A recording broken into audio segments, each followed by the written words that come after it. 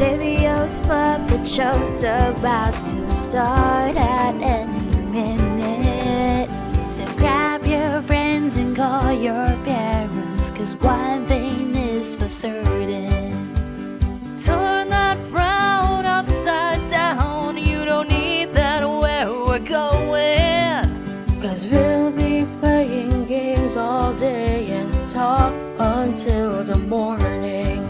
Let me tell you a short story about our lovely host today. He once was very lonely and played puppets every day. They gathered around a silent crowd. They knew not what to say. But since you're here, it's very clear those days have gone away.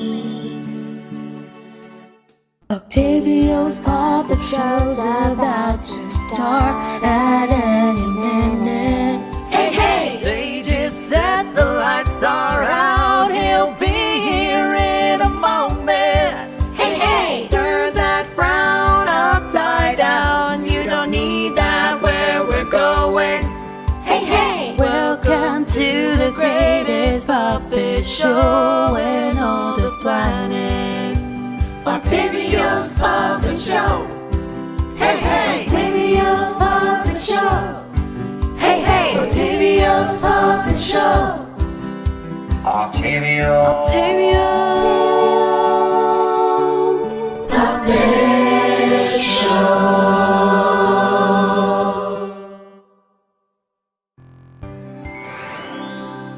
Hello! So it's laggy. It's laggy again? Huh? Hello? Hello?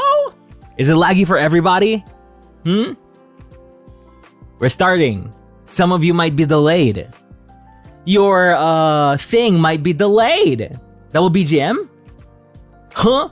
It's been like 2 minutes since I had the double BGM. What? If you still having double BGM friggin' fast forward 2 times. Is the BGM still on? No way. You're just on the intro screen? Hello? I'm here! Can no one see me?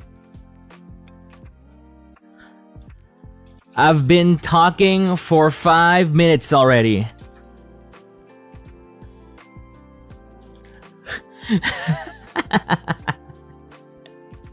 Hello?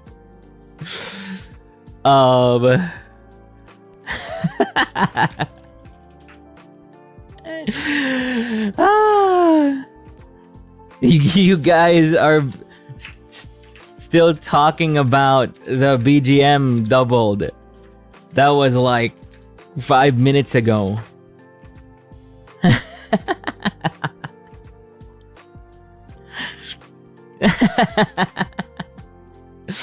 Oh man. Let's see.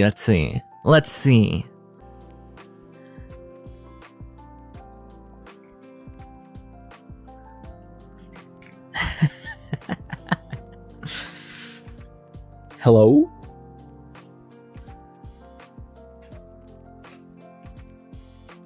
You see me?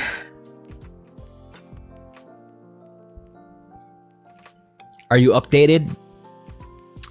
Apple. I said a fruit. Apple. Apple.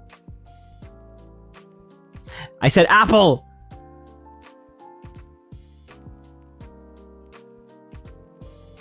Avocado.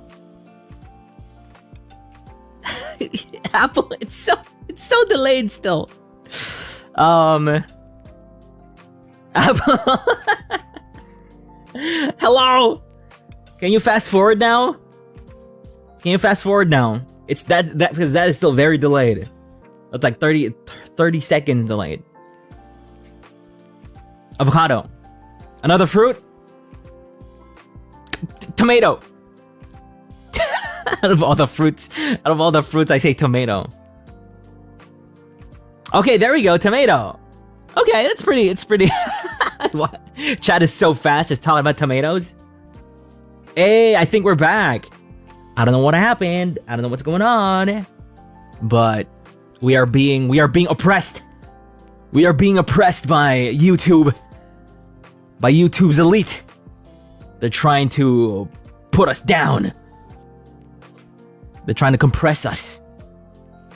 Compress, oppress, suppress. What do you mean you're seeing offline? Yep, I sat there for a whole 5 minutes, really just talking to you guys, just starting the intro. Yep. So I was already talking. I was like, "Hey, hello, people." Then people like, "Ooh, intro. Oh, double BGM." Refresh or fast forward or whatever. Okay, bro. All right. Hello. I am Octavio. I am the opulent octatonic operatic puppeteer from Bounty Hunter Unit Armis of HOLOSTARS English. My name starts with an O, ends with an O. My name is Octavio. And welcome, Octoposse, all the old, new, and mid-time traveling Octoposse. Time travel, but you decide to be 5 minutes in the past. It kind of sucks. It's kind of pathetic. Why did you get an offline? I'm back. But hello. How fast can you shart? Let's see. How fast can you shart? How fast are you sharting? Oh, there we go. It's around 5 seconds-ish. That's fine. But welcome to the stream. Alexis Luna Del Stein. Hello. Welcome to KM. Hello. Ruka, how's it going? Thank you for sharting in front of me. Jed, thank you for sharting in front of your fellow Octoposse. Michelle, thank you for sharting. Biggest sharts among the puppets. Octavio's hair ties, thank you for sharting again. Thank you. That's a big wet shart. Beer, thank you for sharting as well. That's a wet shart. Something like that. Three more. Marionette, Bettle's Big Jess Titties, thank you for sharting in front of your fellow puppet. Rosary, hello. Thank you for sharting holily. Pietally. And last is Izukaze Mocha Magmite. Bro, please, I'm eating. Thank you for sharting while eating. Thank you. But to all the old, mid, and new Octoposse who can't shart fast enough, who can't do the projectile sharting, still welcome. They should make toilets for groups. You're right. Group sharting. Those actually exist, right? They're like toilets right next to each other without the separation. I've never used those though. You can use it. You can use all of that. Ew yourself. Doesn't what is kangkong in English? Spinach? What is it? Don't they grow in like canals and swamps and stuff? So you can grow in that kind of place. Yeah. Kamusta? Hello, I'm doing good, thank you. How about you, Sruli? Most scuffed OcTalks ever. I wonder what the VOD will look like. I'm pretty sure I have this weird feeling that the VOD is gonna still be good. Because I really cannot tell what's going on. Maybe I need to restart my router and my modem at one point. Because I'm pretty sure this modem and router have been going on for like maybe 2 months or something. They haven't been turned off in months. So yeah, I need to do that. The start is gonna be interesting. 2 a.m. in Elysium America. Oh no. If it's 2 a.m. in Elysium America, then might as well not sleep anymore. Yeah, because it's gonna be morning soon, and it's not worth it. It's not worth sleeping anyway. I'm just kidding. Sleep, I guess. The VOD turned out okay. Reset once a month. I need to reset. Yes. Captions, Doko. Okay. Thank you for reminding me of the captions. Wow, my captions website is not loading. There we go. There really is something weird going on in the Ethernet space, in the ether, in the world. You're streaming too, so why would I sleep? True, I guess. What a great way to spend your 2 a.m. to 5 a.m. in my stream. You know what? That's a good as thing to do at 2 a.m. as ever. I wish when I was awake at 2 a.m. I could watch my stream. I wish another Octavio would stream at 2 a.m. so I can watch him. You know, I kind of have that feeling sometimes. Ethernet do get a bit quirky at night. Sleep simply isn't in my vocabulary. Oh, sleep is in my vocabulary. It's very elusive these days. It's very elusive. Actually, after our Goose Duck this morning, I just slept. I slept straight up until 1 p.m. I was so hungry, I didn't eat anything. I was just so sleepy this morning. Yeah, because this morning I slept at around 2 to 3 a.m., right? I told you about this. Then I woke up... Actually, if I woke up around 8 a.m., then that's a good night's sleep. But still, it just isn't as good if you don't sleep at like 12 or 11. Even if you sleep like 8 hours, but you slept at 3 a.m., it doesn't work. It doesn't work properly. Hey, Felix Wolf. I actually woke up at 11 a.m. because I bought noise-canceling headphones yesterday. This has been the most undisturbed sleep I've had since ages, which means I can watch a stream fully rested. Hey, yo! You slept with your noise-canceling headphones on? I can't sleep with headphones on, I feel like. Because my ears get very, very wet. I mean, very sweaty, I guess. Not really wet. Yeah. What noise-canceling headphones are those? I kind of want to get the Sony W something. I forgot what it's called. But it's expensive. I kind of want to get those. Wet. It's sweaty. It's because of the material of my ATH M50. It has the pleather, like the pleather thing to it. So you basically have leather just sealing your ears. And you know, the part around it, the part of the neck part gets a bit sweaty. So yeah.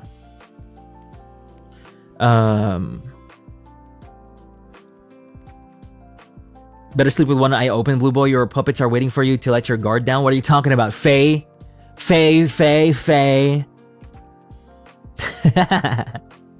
Everyone said a headphone is deafening because I ain't used to it yet. Help. Man, I wish I could use earbuds as well. It's just the ear canal. It's just different. It's, you know, my mama drew my ear canals to be asymmetric. That's why earbuds are a bit annoying. Freaking drew the ear canal up to the inside ear just asymmetric. But yeah, I would have loved to use earbuds more, but after a while they just fall out. As a hearing user, wearing them can make your ears wet. This is also similar to wearing earphones. Wait, what are you talking about? Neko Shiki. I'm trying to get this line of conversation going.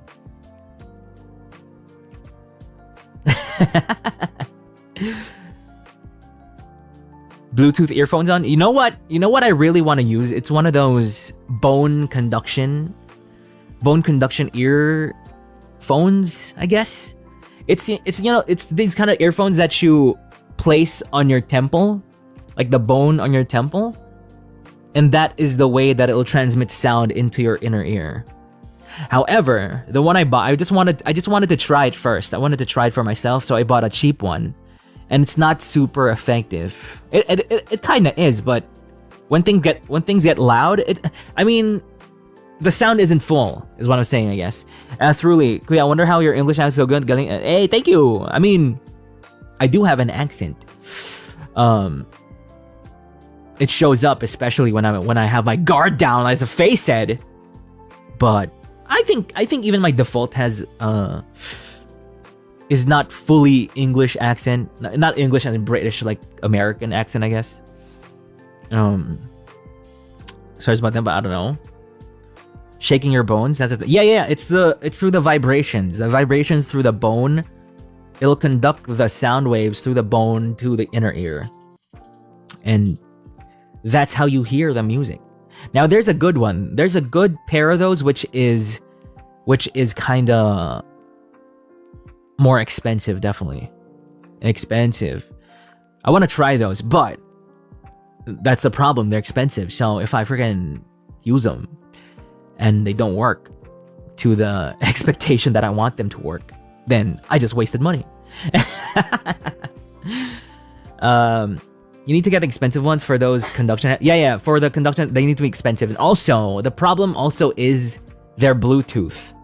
And Bluetooth just inherently has a delay. So I can't use it for games. I can use it for music. I also can't use it kind of for videos.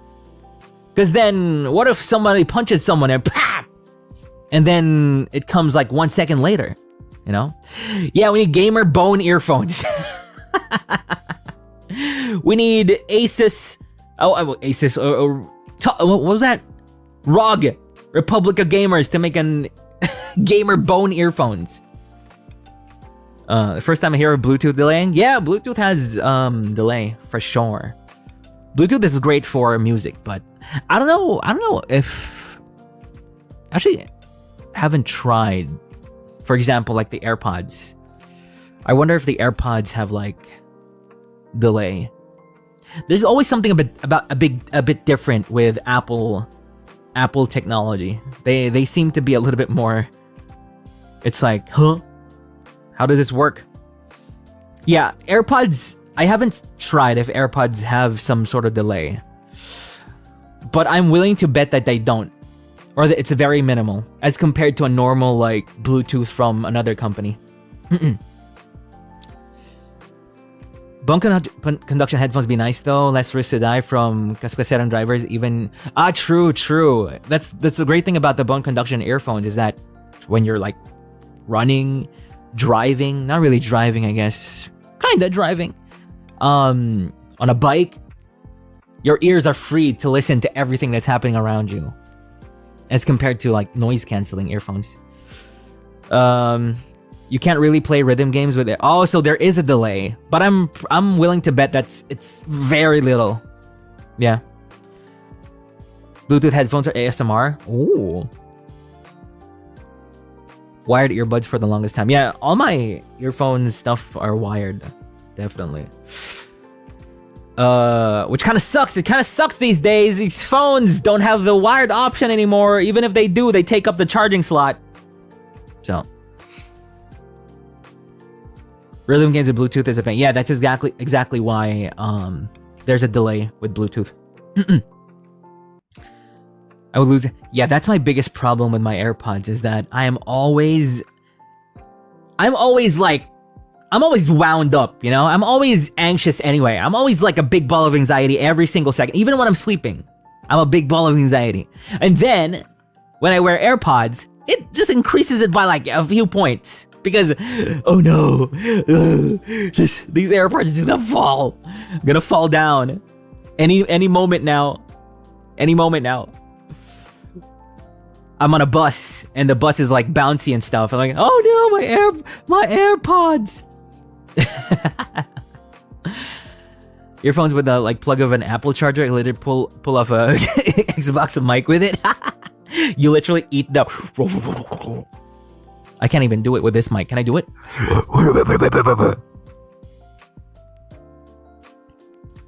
Dies in the middle of something? Yeah, true. I had other in-ear. They're called in-ear monitors, the one I bought. In-ear monitors. And I changed their cable to be Bluetooth instead. And their battery is bad. because it's a cheap like Bluetooth thing. It's really bad, so it's annoying. Yeah. Yeah, in-ear monitors is what they're called. The IEMs. You know, the ones you, I guess earbuds IEMs, I don't know what their difference is. I think if you're more on the enthusiast side, when you're buying these things, they call themselves IEMs, while the rest is called themselves like earbuds. Earplugs. I don't like cable earphones and headphones because it keeps getting caught by the doorknob. You're going through doors. We're in your cables. Bro, I remember with my old phone, I even bought like a... Do you guys know what a FIO is? A FIO... What's a FIO? F-I-I-O. F-I-I-O. FIO... What is that? FIO. I don't know what they're called. I don't know what they are, but they're basically... So what I did before is the DAC, DAC, the DAC. Yeah. It's not Bluetooth though, it's wired. So what I even did before was have a cable connect from my phone to this DAC, then have a cable connect from my DAC to my earphones. I was that freaking annoying, obnoxious. I don't know why. Oh yeah, it's because the plug of my earphones doesn't support that of the phone. So I had to use that. And I actually want it again. What is that? DAC. What does a DAC mean? Digital analog converter. I don't know how to explain it to you. But it's one of those. It actually does more than just... It's more than just a conduit between the phone and your cool earphones. I don't know what it does to the sound. It's supposedly better with that. You can control the volume and everything with that. I don't know. I definitely didn't need it. I definitely did not need it, but I used it because I'm obnoxious.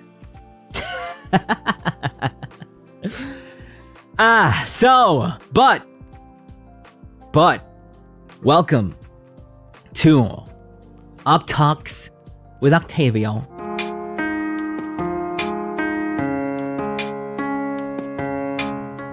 My weekly Zatudan show where we talk about the news, we talk about member submitted questions, and then we also talk about the schedule of the week before, the week that just happened, and then the week that is to come. We talk about everything and anything under the sun, depending on what comes up. But let's review our previous schedule, shall we? Let's see. Bloop. Oh, thank you. That's the correct schedule. Thank you. That's good. Uh-huh. Let me move here. Oh, it's being covered. It's being covered by the thing below. There we go. Uh-huh. There it is. All right.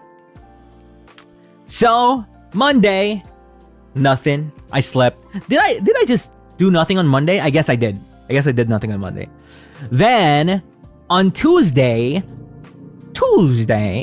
we did Bunny Garden. I can't believe that was already like the beginning of this week. Tuesday, we did Bunny Garden. That's when we first met Rin-chan. We met Miyuko-chan. We met Kana-chan. And we're definitely going down the Rin-chan route. Definitely. You got me hooked on Bunny Garden. I've already started the guide. You started the guide already? Bunny Garden was interesting. It was interesting. Yeah. You know what? I tuned in a little bit to Shien's Bunny Garden. And then later on, I saw a tweet. Someone screenshotted Shien's Bunny Garden. And then Shien was freaking in negative 5 million yen debt. Debt of 5 million yen. How? I hope he gets all the good endings from that. He also became 7 million in debt. Oh my god. I'm surprised you can still play. even with that kind of debt. Flan also went to the 1 million debt. See, and people were already like, oh, you're gonna go in debt. I was like negative 2,000 in debt. Just 2,000. Easy to come back from, right? You got the bad ending. Oh no.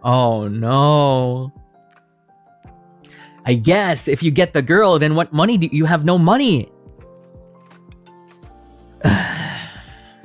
See? They're doing it for love? I guess that is real. I guess that is a real thing. Doing it for love. 8 million debt to beat them all. No, don't do that. Don't do that. Don't say that. I don't want to be competitive in that way.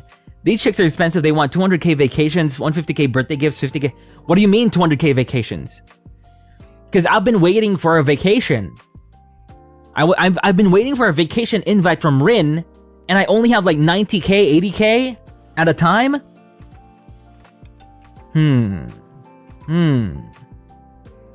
Don't date broke. You're right. You're just if you date broke, you're just proving yourself to be a red flag. You can take them on vacation when you rep grind enough. Man. Save scum gambling heaven. Oh, I did see. Who did I see? Who was doing the? Someone was doing the gambling thing. I think it was Rissa was doing the gambling save scum. Yeah. Maybe I should do that. Are you planning to have eye tracker next time? Yes. Yeah, that's what I wanted to talk about actually. Do you guys know that you can just get an eye tracker on Steam? Do you guys know? You just get it for free. You can get an eye tracker on Steam for free. Here I was, after last stream, I looked up eye tracker on Google. Eye tracker price, right? Eye tracker price.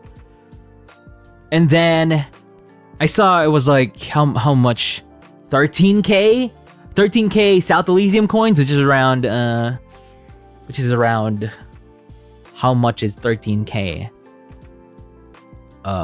250 $250, I guess. 250, 260, 270, yeah. It's expensive. Like, what? Because the equipment is very like specialized. Then I was like, eye tracker free. And apparently there's an app on Steam. It's called Beam. This is not sponsored. It's called Beam, and it uses your existing webcam. And my webcam is like 100 Elysian coin webcam. 100 Elysian coins, $2. $2. How accurate it is? It is not accurate at all, but it knows the direction you're looking at. It knows the general direction you're looking at. So if I look upper left, it'll go upper left. If I go upper right, it'll go upper right. If it goes middle, it'll go middle. Don't block the yabais. We want to see too. What are you trying to prove by adding eye tracker? I'm not trying to prove anything. I just want the clickbait. I just want to put eye tracker in my title, and people will be like, "Ooh, let me click on that stream," you know. And I can get it for free. Good enough. See, I'm not trying to prove anything here. Yeah, playing Bunny Garden with eye tracker. Wow. Right. So that's all I want to do, actually. I was scared for a second there. Because I looked at what my Wednesday schedule. I thought it said Proto State Twilight.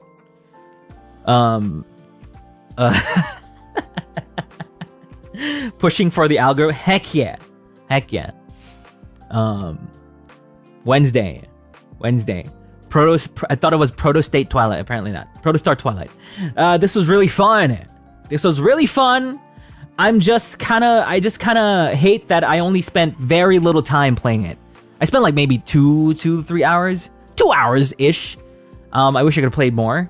So we're gonna play more next week, but whatever. You're gonna see the schedule. You're gonna see the schedule next week. Protostar Twilight, pretty cool. Axel was very OP leader. I mean, their leader, not my leader, I guess. Altair was also very, very strong there. You know what? The combination between Axel and Bettel was really strong too. Tagging my bunny garden guy. Okay, thank you. Then, not to confuse the words. Yes, I didn't say prostate. I said proto-state. And that's why I was scared of my schedule. But it's correct. Protostar. Yeah, 100% Luck Gavis, really cool. Glad the Tempest Boys are interested. I literally sent it to Flayon with the intention of him playing it. And he did. He will. I wanted to be like, go to the Holos, like our group DM and be like, guys, you need to play this. You're in here. But I wanted to go straight to the person who I knew was gonna freaking play that. Went straight to Flayon, and all I needed to do was send my tweet, my Octavio tweet of Protostar Twilight, and then I was like, okay, I'm playing that. Because when it comes to the games we play, me and Flayon are very similar. Very, very similar. Yeah. So that was Protostar Twilight. Then Buckshot Roulette. You know what? You know what's going on with Buckshot Roulette, actually? I really want to play more of it. It's just, as a stream game, there's really nothing else happening. It's very monotone. Buckshot Roulette as a stream game. However, I went back to it after I streamed it, and I was stopping myself from just playing it until 3 a.m. It's such a good game to play. Buckshot Roulette. Yeah, it's a good game to play. It has a plot? Yeah, my plot. It has my plot. You don't understand that game? It's really just trying to use the tools you have to win at Russian roulette. That's it. And the fun comes from you analyzing with the tools you have how you win. And I think the game gives you a bunch of items anyway, in that you are able to win every like encounter you have with a dealer. You just need to think really hard. And I was playing it after the stream. I'm playing it a bit more, and oh my god, it's so good. It's a really good game. Family Plot was nice. Yeah, like I said, the game itself, it's a fun stream game to watch, but then eventually you hit like this wall where nothing really new happens, and you just going and going. Which is why I added that freaking Family Plot with Octavio. I hope you like Octavio. The introduction of Octavio and his bike family. Bike Hyun Woo and Hong Hae-in are the couple of the year.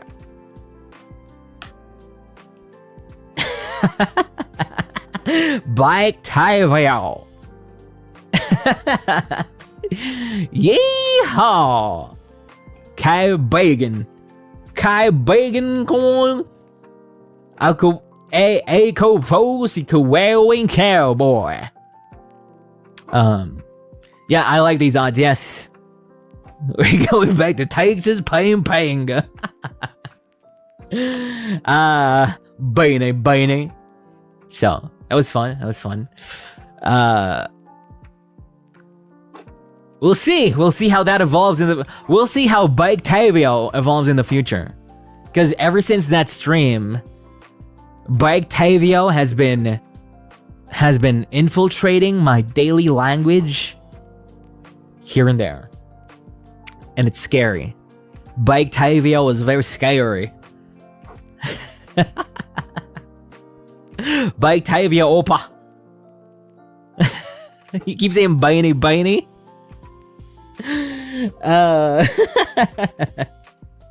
So that was Buckshot Roulette. And next Friday, Liza P.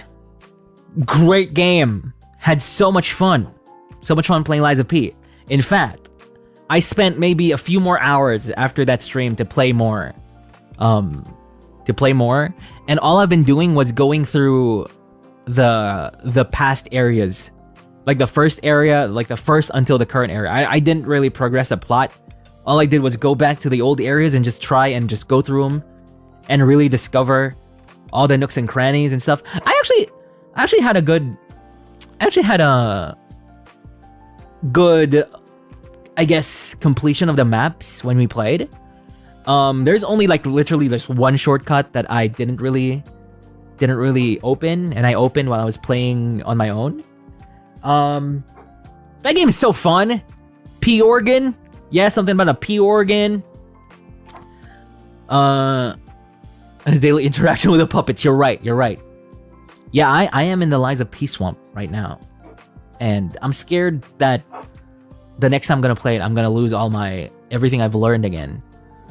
Some little side quests and stuff are so nice in that game. We'll see. I don't think I've even found a side quest yet. I've just been going through the story. I can't wait to play more.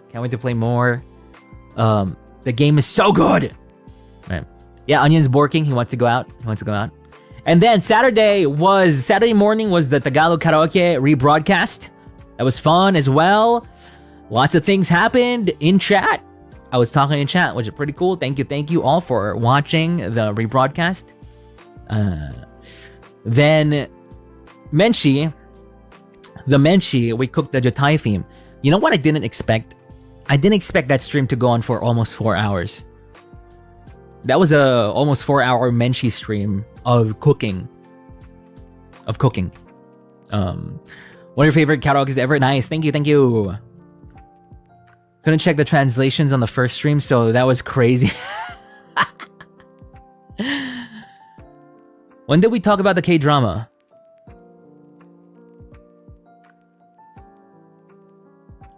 Oh, that was after Bunny Garden. Yeah, we talked about the Bunny Garden. We talked about the Queen of Tears. Bro, really? I guess we did. We talked about Queen of Tears also on Tuesday. Yeah, that was fun as well. And for everybody here, our next K-drama spoiler cast in the future is gonna be of Marry My Husband. Marry My Husband. So go watch that. 90% of Buckshot Roulette players quit just as they're about to win big. Oh no, don't say that. Jutai theme song has been stuck in my head since it's such an earworm. I can't wait to finish that. I can't wait to just go in there and, make it better.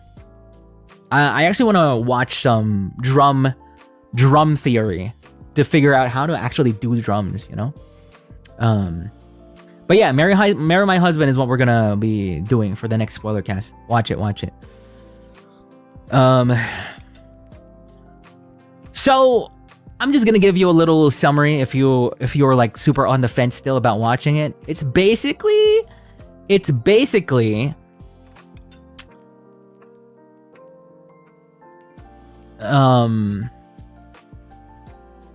so the girl died in 2024 or 2023, and she was able to go back 10 years before. Yep, she was able to go back 10 years before. What an interesting summer. She died, yeah. And now I guess I can detail a little bit more. So 2023, she has a husband. And eventually, and on the day of 2023, she was killed by her husband. And so she travels back in time to 10 years before that event. And in order for her to change her fate in the future, she needs someone else to marry her husband. And that's why it's called Marry My Husband. That's like the main thing about that's going on. Yep. Yeah, it's a revenge drama. So it's like, let's say it's almost like Oshinoko. For a recent example, right? Kinda. Though Oshinoko, it transferred into a baby, which is a bit different than friggin' transferring back 10 years ago. So yeah, it's pretty fun. It's really fun. You need to watch it. I'm having a fun time. I can't really say I like it more than Queen of Tears. Here is what I realized. I now know exactly why Queen of Tears is so much more popular than this one. And now I know the way they made Queen of Tears, they tweaked Queen of Tears to perfection in the way that it'll be as popular as it is today. That's what they did to Queen of Tears.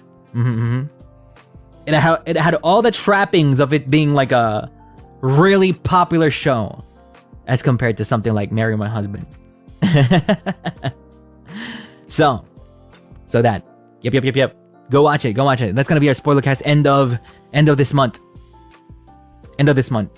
Yeah. Queen of Tears is so filled, and that's what like many people want. That's what many people want. Yeah, anime. Yeah, I think I'm already at like episode 10 to 11 actually. It's so easy to watch. I don't know what's going on. The episodes just end when you're like, oh, wait, it's ending already? Oh crap, it's 2 a.m. What the heck? Look at that. You know something I was so surprised about is that K-dramas are like 1 hour 20, 30 minutes per episode. But then the other day I was watching Fallout. And yeah, the American shows are just 40, 50 minutes per episode. Well, K-drama is like 1 hour 20 per episode. So I'm watching Fallout. What? There's nothing in here. The episode barely started. It's ending. And now I watch anime. It's like, what, 20 minutes for anime, huh? It's barely even started.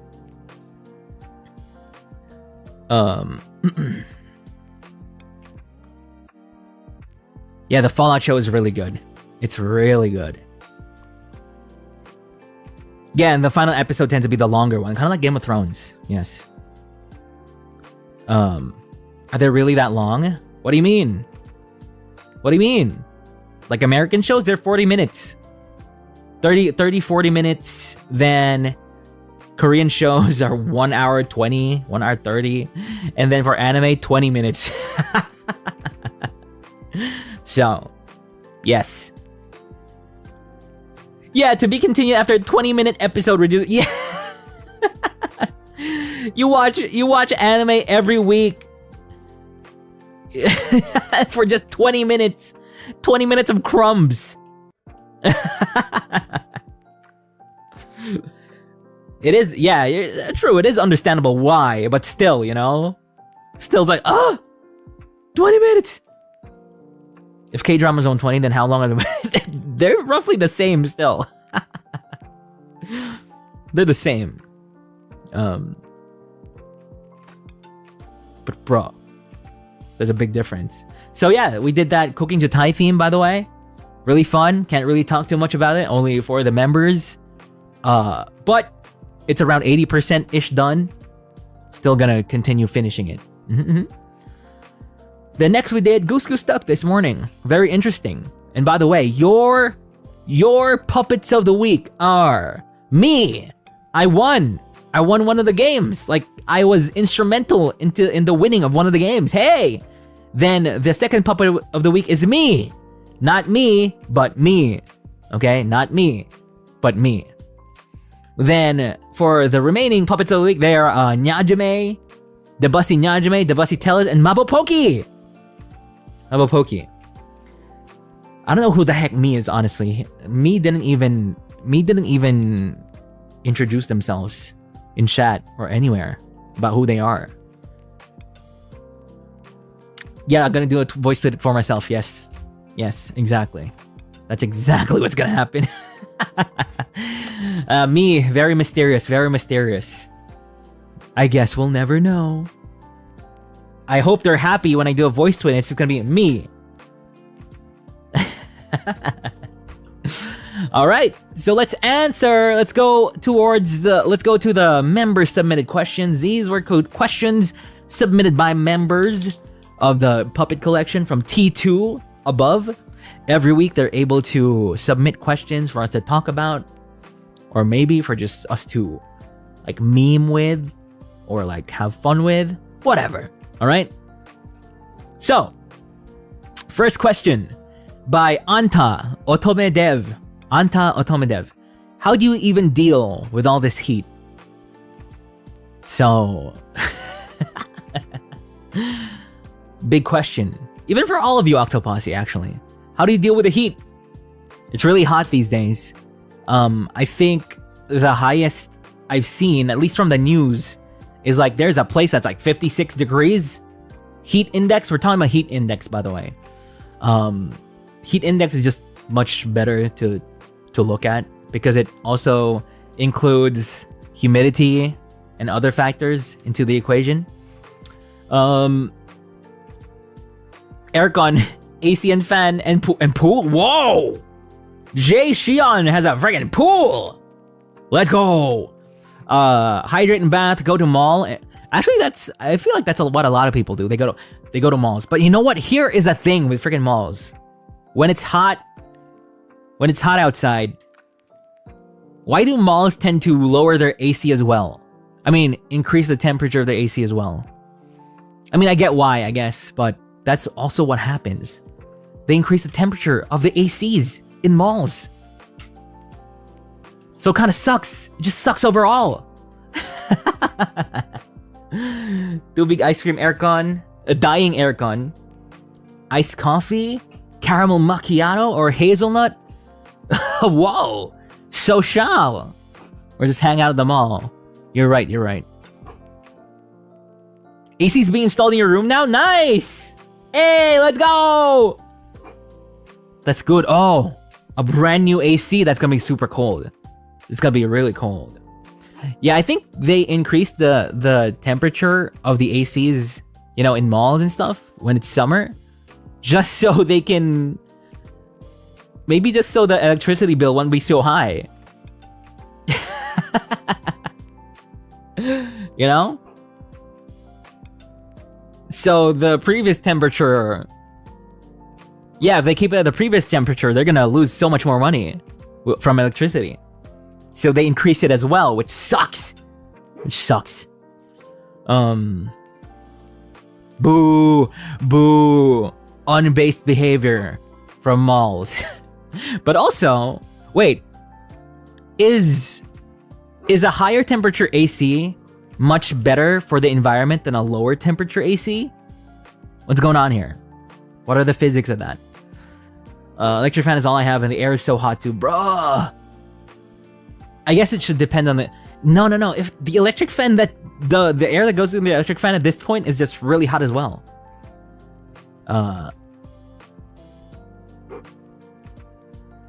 What is the difference? Help me. I'm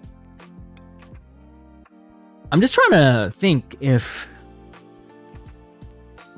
AC is release more chlorofluorocarbons at a lower temperature than a higher temperature, you know? Because if it's the same, I guess the only thing that really is stopping them is a money lost. Yeah, it's a money they can save from increasing the temperature. Because I was thinking, oh, maybe they just want to be environmental friendly. That's where they're turning on the AC and they're increasing the energy. I mean, decreasing the energy. I don't know. I'm not an engineer. Better to open AC than get hospitalized for heat stroke. True. Ligo 3 times a day? So much water. Ice in front of a fan, it makes the fan is cooling colder. Oh, it does? It does? Oh, then if you put it into in front of a fan, they also melt a little bit slower. Condenser will use much less power, hence lowering the cost of electricity. Oh! Right. It does have a condenser thing. I don't know. Condenser microphone? Yeah. Yes, exactly. The Dyson sphere. You guys know what a Dyson sphere is? It's this whole thing where a more advanced civilization than us can put like these, I don't know, panels that stretch across like our Earth in space, right? So that these panels can also basically absorb energy from the sun. And with that amount of energy that it can harness, we can basically like control the temperature of the Earth or something. Or we can do so much advanced things with so much energy that we collect from the Earth into making something that'll, you know, for interstellar travel or something like that. Yeah. So yeah, that'd be super cool. But we definitely aren't there yet. Yeah, that's very sci-fi. Yeah, that is actually just like, what was that thing? What was that whole theory? Not really theory, but they're like different levels of civilization, right?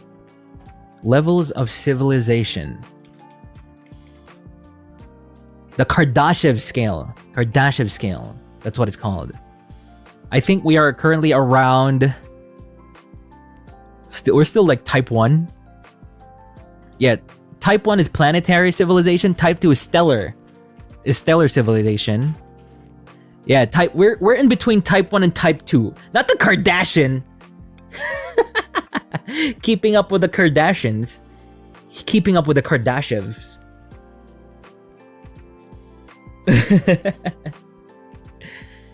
Yeah, so like we still definitely aren't type 2 yet. And type 2 is where a planet hypothetically can make a Dyson sphere to power their many Dyson vacuums and their Dyson hair blowers, right? And then we can like reach all the different planets in their solar system. Then type 3 is when we can reach like the galaxy or the edges of our galaxy or something. But we don't need to think too much about that because we're all gonna die in a type 1.5-ish civilization. None of us will live long enough to reach type 2. So yeah, just hope that all your descendants in the future get to reach type 2. Aren't you gonna live forever? Yeah, I will. You're right. I'm sorry. I just didn't want to hit a nerve with all of you and you'll call me insensitive. You know, if you're like, you can say that because you're not gonna die. You're so insensitive. I don't want that. I'm sorry. I can't wait to go to Jupiter and see what's up. I can't wait to go to Uranus, you know, and Neptune. Like most of Gerard's people. Oh, true. There even is that problem where we're not even sure if we'll reach type 2. Yep. Hey, 12-year-olds in chat. I see you. You mean Uranus? Shut up. Don't build on my jokes and make them funnier. Stop it.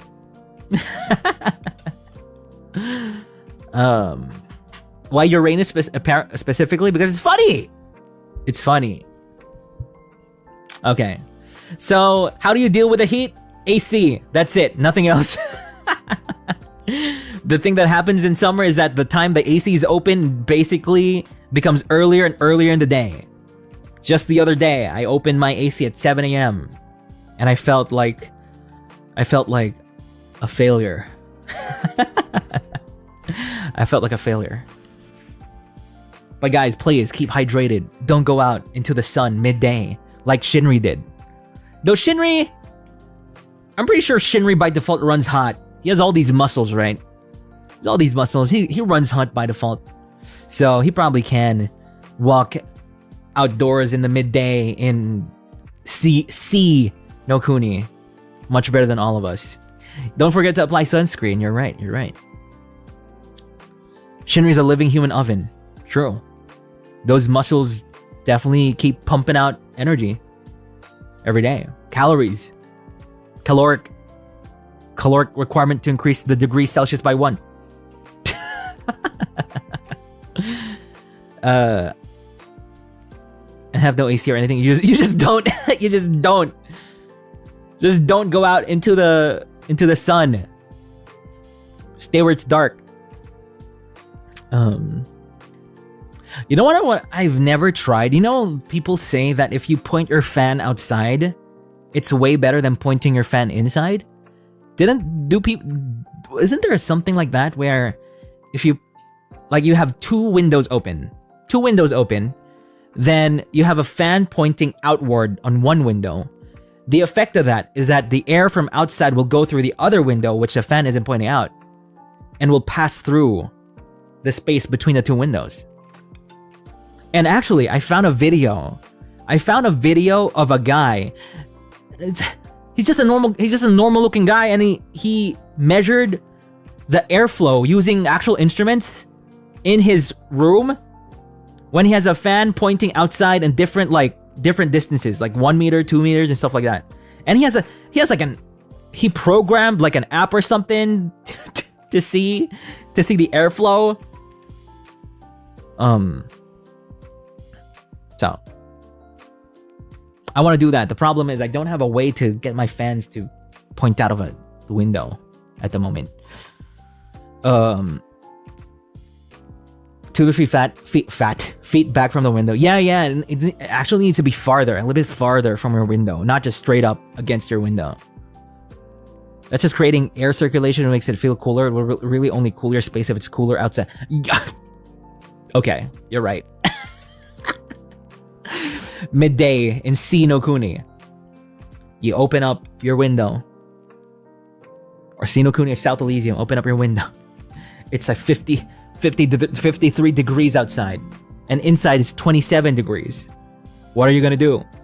Nothing. You close that window and turn on your AC.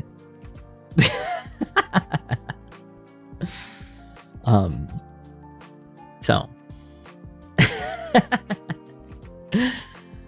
but thank you for the question, Anta Otomedev. Thank you. Puppet design from the heat. Place your fan facing the window, put it a few feet back from the screen. It will create a powerful force that will help remove the heat from your room. I think it's also good if you want to like just air out your room, you know? Get those bad spirits from all your sharts and farts outside into the open and add to the nitrogen gas outside.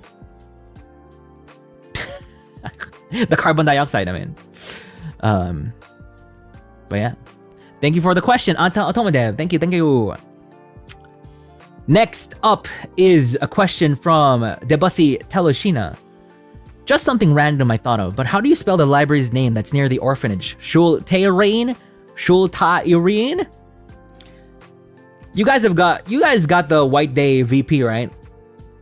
So in the White Day VP, there's some lore, and it talks about a library, and it's called the Shultairine Library.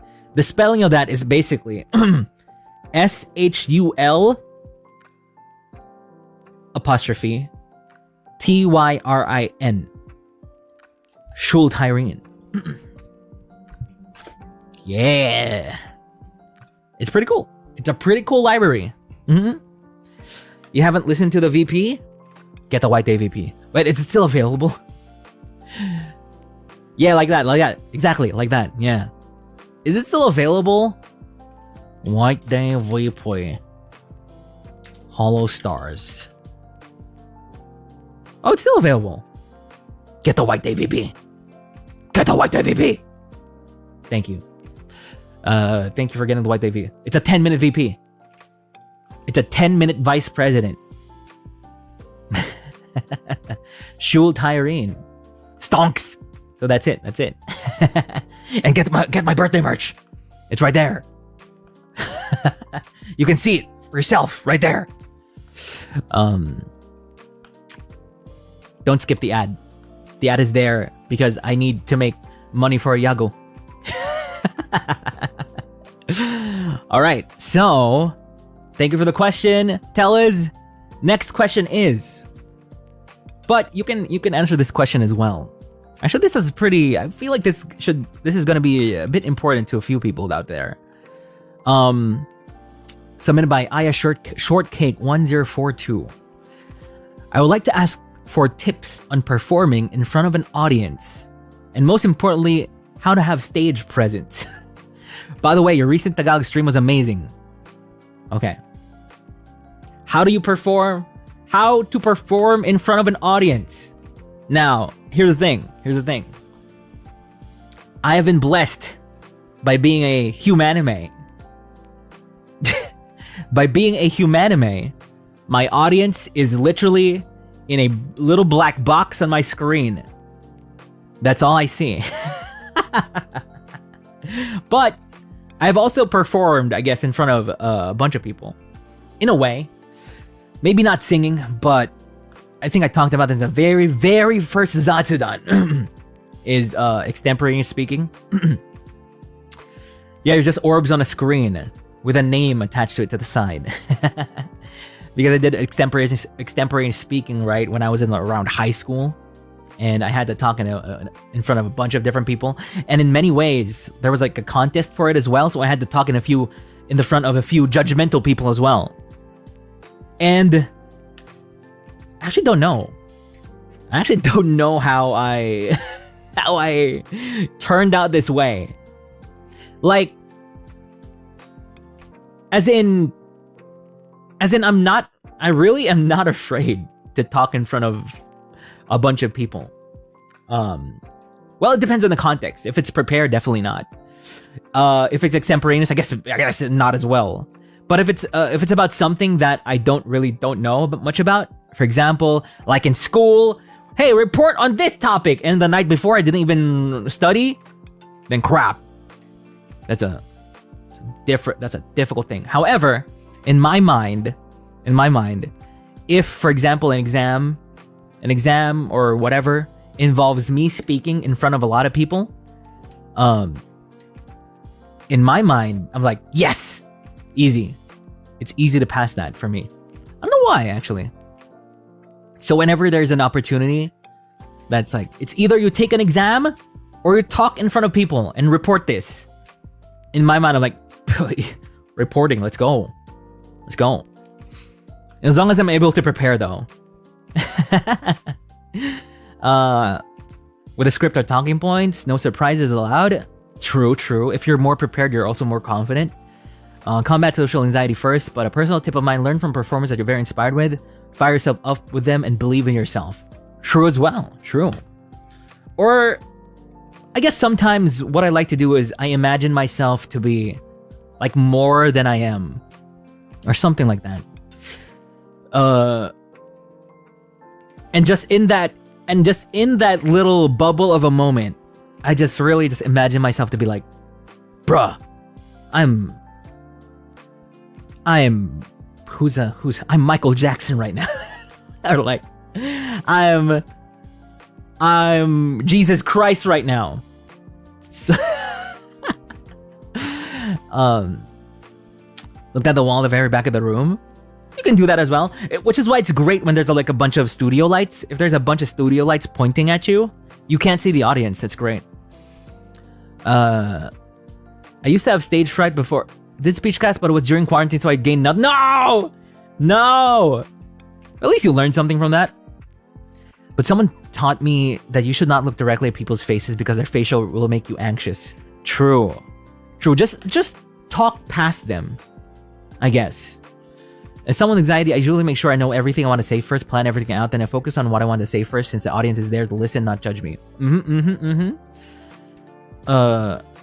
But I improve if I forget my initial sentence plan. Ah, you like winging it. Is that what's going on?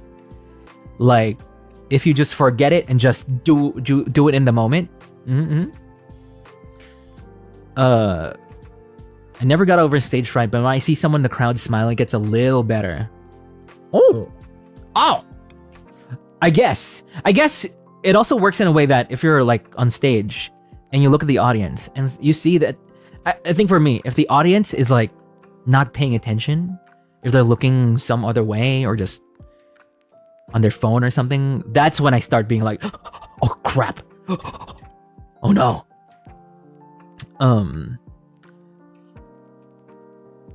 I have social anxiety. I literally cried last week because I was too scared to talk to my extracurricular peeps. You know what? It's weird. I also have social anxiety when it comes to actually talking face to face with people where they also address me back. That's when I have a hard time. But if I know it's gonna be a one-sided conversation, heck yeah. It's easy. It's easy. Imagine people in their underwear.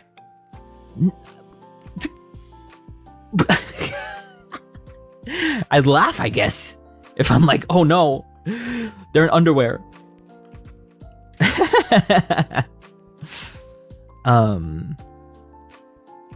My anxiety doesn't attack whenever I imagine my Oshi is watching me. Oh crap. Oh crap. Oh no. You better hope, Octoposse, that none of my Oshis are suddenly in chat one day. Cause I'm gonna fold. I am gonna fold. I'm gonna fold in two and disappear into a bubble of mist to reconstitute myself with the clouds and rain in the Pacific Ocean far, far away. For speech, president, and one thing I was taught to have stage is to utilize the stage to the fullest. For example, Kaya, I did that before. I remember I did that before when I was in high school, and people were laughing at me for using the whole stage, for walking from left to right. But I don't care. They're uncultured individuals. They don't get my artistic expertise. Really good public speaking advice is just to stare at people's foreheads. True. That's true, especially if you're definitely like anxious about looking directly at people while talking.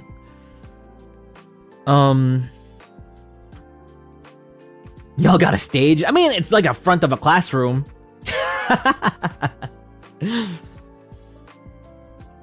I'm doing it for the grade incentives. You're right. Or like, I'm doing it for the money. I'm just here for the money. It's all about the money. I guess for me, it's definitely being more prepared. If you're more prepared, then you're also more confident, I feel like. And by prepared, as in,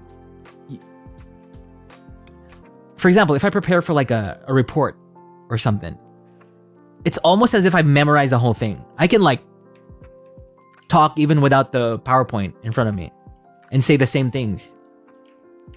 I don't even have notes anymore because I'm just in my head, I'm just doing over and over and over again. Whoop, doop, talking, whoop, whoop, whoop, whoop, whoop. And then it's basically like you're reading a script at that point.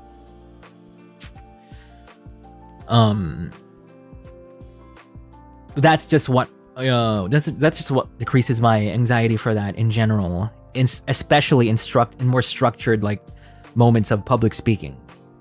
Now, if we're talking about debates, I don't think I'm good at that. I don't think I'm good at debates and stuff where everything is reactionary, where you can't really prepare for what you say. No, I can't. You ever just to get it out of the way and sometimes be more nervous in the middle of the pack? True, I actually like being the first. I actually like being the first in a line when doing something. Like that. So just so it's over and you can get over it immediately.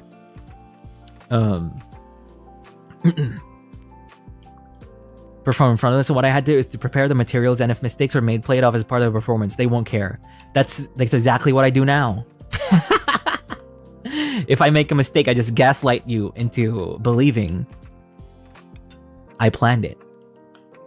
But I've never made a mistake, so When that happens, I will gaslight you into thinking that I have made a mistake.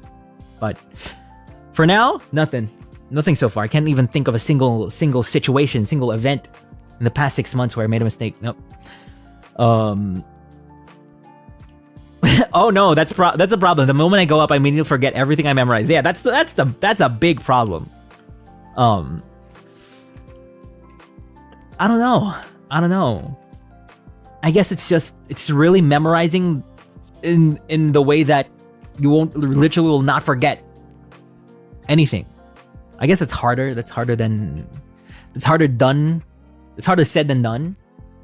It's harder done than said. I don't know what the correct one is.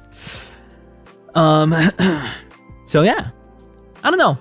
For me, it's the more prepared you are, the more confident you are as well. And that's why during my debut, we prepared our debuts for like months.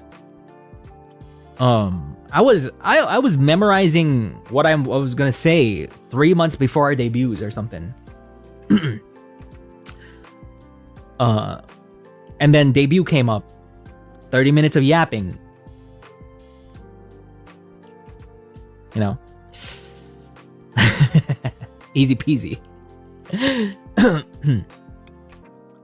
But yeah, I guess there's a lot of nice thank you for indulging in this little discussion that we had about stage fright. One thing though, I definitely I'm trying a bit more is trying to accommodate, I guess, different people's types of stage fright or something like that. For example, during our Japan karaoke, right? I guess it's not really stage fright, and it's more, you know, Gerard and Gibby aren't too comfortable with singing in public that way. And sometimes I keep forgetting that, oh, to me, it might be just natural to be like, oh yeah, ooh, singing in front of people, yeah. But to others, definitely not. I guess I'm trying to be more accepting of that as well. Because remember my story back in my music class? I was so distraught. I was so sad that my bandmates during that music class just didn't perform when I wanted them to. And I guess in retrospect, even if I was so into that idea of performing in front of a class, easy peasy, I guess they weren't. And that's understandable. Yeah. Yep. Yeah. But yeah, thank you so much for the question. Aya Shortcake 1042. Thank you. Next question. How do you feel knowing that there are a lot of people out there that still think tomatoes are not fruit? I'm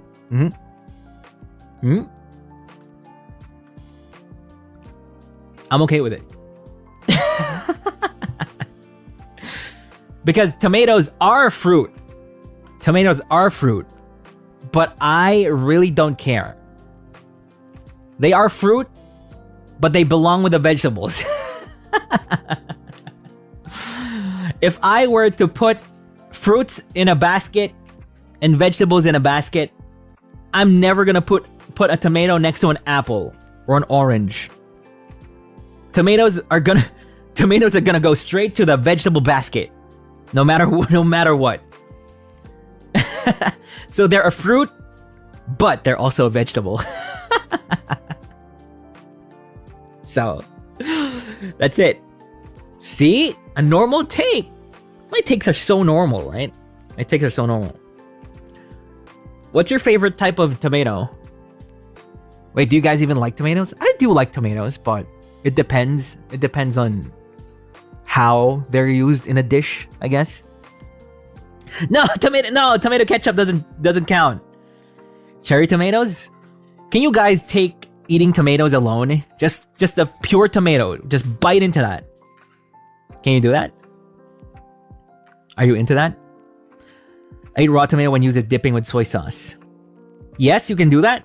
You've done it. You know. I can't. I can't. it usually has, it needs something else. Like tomato in the same spoon as rice and ulam. That's good. Tomato in a salad with the vinaigrette or whatever. That's good. Tomato with salt. Ooh, that's good. Tomato with patis. How many of you do tomato and patis? Tomato and what's patis in English? Tomato and tomato with cheese? What is patis? Fish sauce? Yeah. Tomato and fish sauce. My god. It's been a while since I've had that. I've only had that like back in my parents' house. I've forgotten about it for so long, but recently I've come to realize, oh, I want that. So it's tomato. You slice the tomatoes in whatever way. Then you douse it in some fish sauce. Then you take your hand that you washed probably with soap. Then you take that hand and put it on the tomato and squish it into the patis. Then you put that on your rice and you eat with your hands and you put your rice in the tomato and Yep. Good.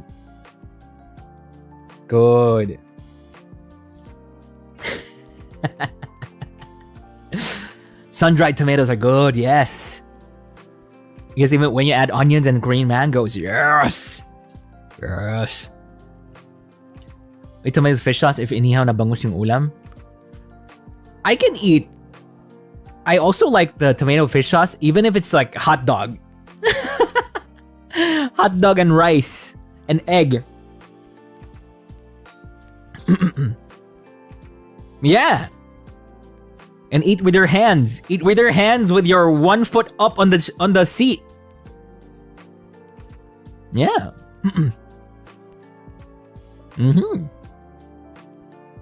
It's good.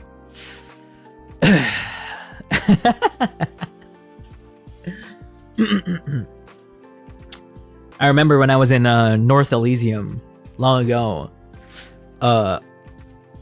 Whenever my grandmom would give me food there, she's always they always notice when I put one of my feet up on the chair while I eat with my hands. It's like, damn, this guy came from South Elysium, all right. So yeah. Yeah, food is much better. I think it's the circulation. There's the circulation changes a bit when you have 1 foot on top of the seat. Yeah.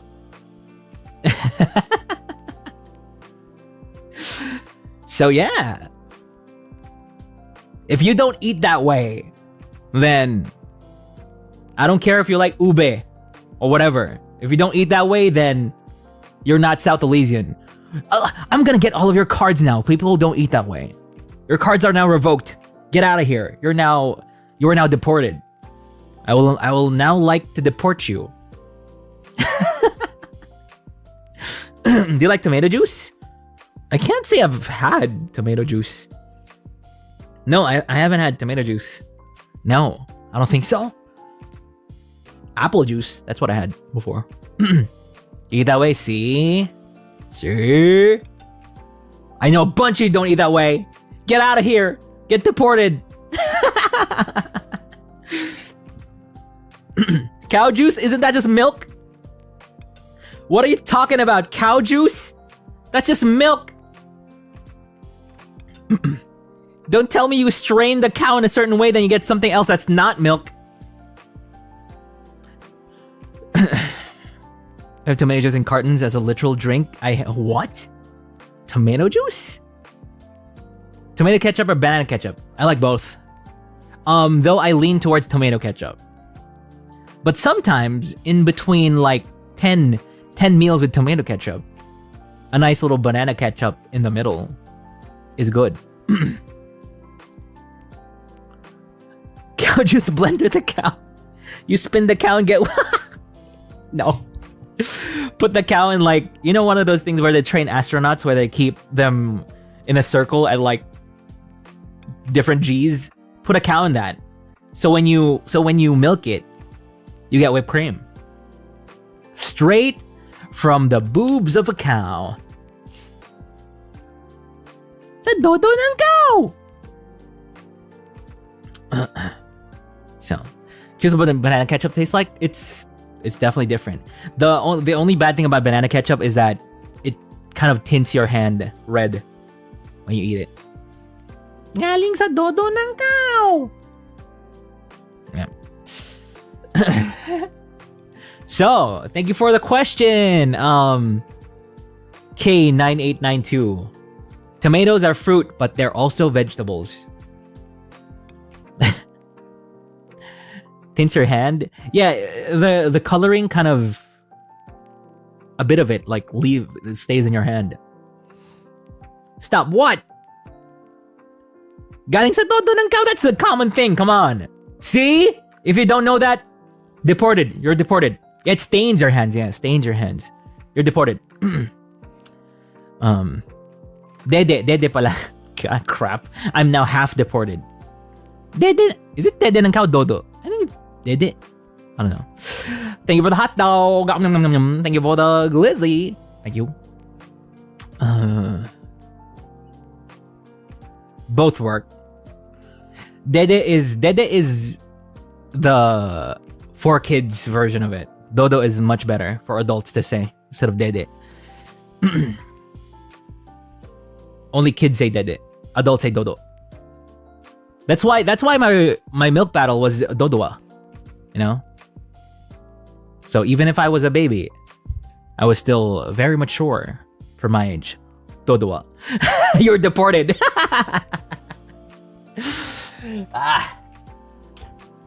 Dodo is a bird too? Well, too bad they're extinct. Ha! Take that, dodos. The only dodos in the world now are that from cows. And all mammals, actually.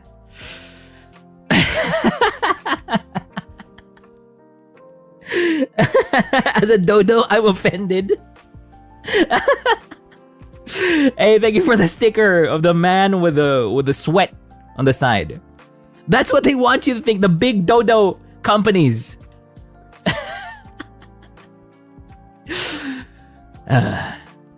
Baliktad, you're deported? Nah. Dede is for, look at the dede. It's for kids. You won't see any adult saying, laki ng dede. No. Only man children say that. But for adults, laki ng dodo. Let's go to the news.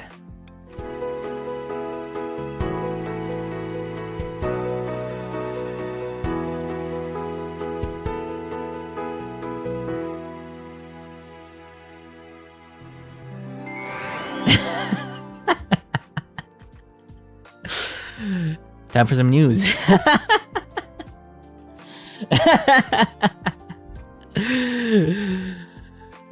Okay. We got a bunch of cool news here, which is pretty interesting. I'm actually excited to talk about some of these here.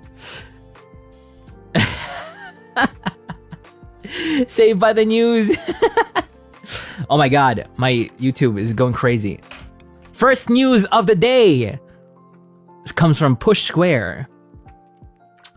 Korea announces bold plan to buff nation's nascent console market.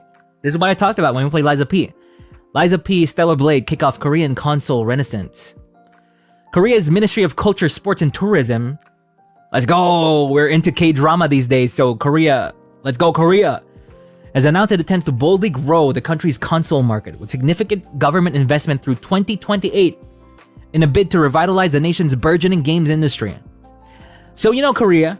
Korea, pretty much a big gaming country. But with their games, it's more like StarCraft, online games, you know? Now they're delving into, mobile games. Now they want to delve into these big, more AAA type of games. Shift Up success with Stellar Blade is no doubt part of the reason for this console push, but we should give due credit to Neowiz. Lies of P made a splash and was excellent in its own right. walking so that Stelly could run. As reported by Yonhap News Agency, console gamers currently comprise 28% of the global gaming market, but Korea's share of that pie is just 1.5%, according to the ministry. You know what? They made 2 great console games. I mean, AAA games. I guess this is what they mean by console games, I guess. They also come out on PC. But bro, yeah, they should remake Magna Carta. They should remake Magna Carta. So it's great. I love that. At least from what I know, PlayStation is really delving into these more secondary markets for gaming. I know PlayStation has now a few games from Korea, a few games from China. I think even from India. They're funding a few games, I think, from India as well. So they're looking for games elsewhere in the world. Instead of just America, you know, all the Japan. And there are a lot of talented people in the world when it comes to games. It's great. Keep funding these games. That's great. We're gonna get some new games in the future. Heck yeah. From Korea. Can't wait to see. And to see what Korea's cooking. Who knows? Maybe we'll get like a freaking Nier Automata. Real Nier Automata-like game from Korea. I don't know. I want to see a game set in like Korean... Like the old eras of Korea. I want to see a game like that. We've already had a bunch of Japan... You know, old Japan games. We all know that stuff already. A game set in like the old times of Korea? Whoo! Woo-wee! Ooh! Yeah, that'd be so cool! Oh man, I can't wait, I can't wait. Can't wait to see what they're cooking. Korean arcade games, what? A cooking game from Korea and it's all just, you know. I love Korean food as well. Though honestly, kimchi is so good. Kimchi is so good. I wonder if we can eventually get like a South Elysian AAA game. Is that possible? I wonder. PlayStation, do your work. Fund some people from South Elysium. Let's see. Let's see. Let's get a Lapu Lapu game. Lapu Lapu versus Magellan game. You know? You play as Lapu Lapu. An ancient deity who gained the powers of Mount Pinatubo to win over the conquering Magellan. With the blessing of the Queen of England.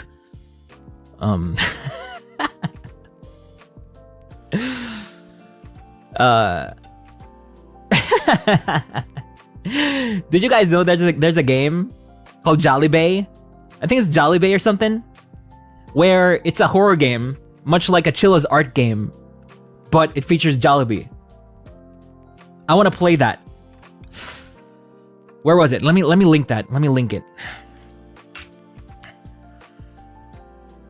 Jollibee horror game. itch.io. I wonder if I can play. I don't know if cover will be okay with me. I mean, I can just ask for the perms and we'll see what happens. But it's here. Here. Not sponsored, not sponsored. But look at Jollibee in that shot. Look at him. Look at him. He's so scary.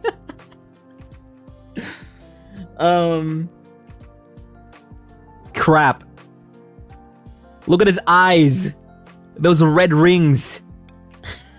I want to play that. I want to see what's up.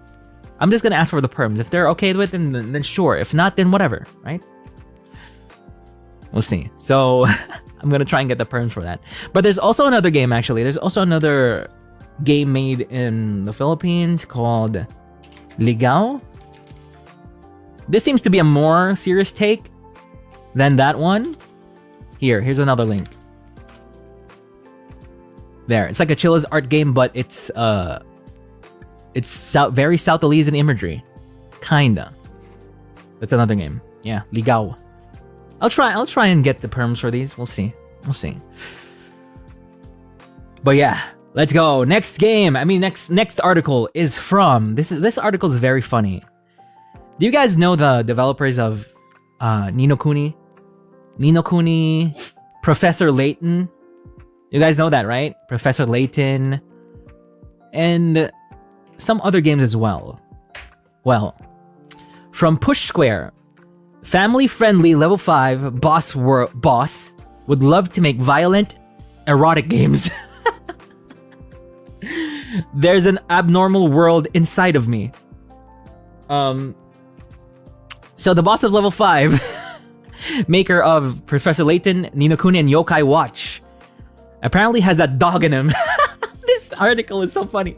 Has that dog in him, proclaiming his desire to develop both erotic and extremely violent games someday. The CEO made the surprising admission during an interview with Denfa Miniko Gamer, mincing no words.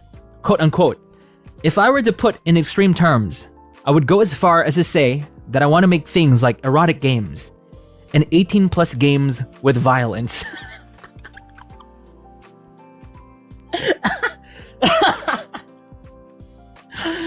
You make things like Ni no Kuni, Professor Layton, and then you want to make 18 plus games with violence? And quote unquote, he says, "There's an abnormal world inside of me, but I'm trying not to go there. Only making things from the righteous part of my mind instead. However, deep down, I really want to visit that abnormal world." Guys, we need to take care. We need to take care around this guy. We need to. Oh, he's a freak. He hasn't released his inner demon yet. We're so screwed once he releases his inner demon, the monster, the darkness inside of him. I can't wait to see what kind of erotic game the creators of Ni no Kuni and Professor Layton. The comments here are so funny. Let me read some of the comments here. The comments are... Where was it? Where was it? Where was that? There was a funny comment here. I want to see Professor Layton laying pipe.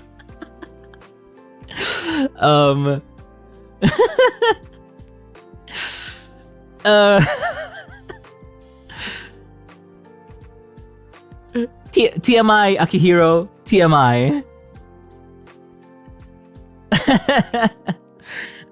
So, damn, that was hot. So okay, Akihiro-san, do your thing.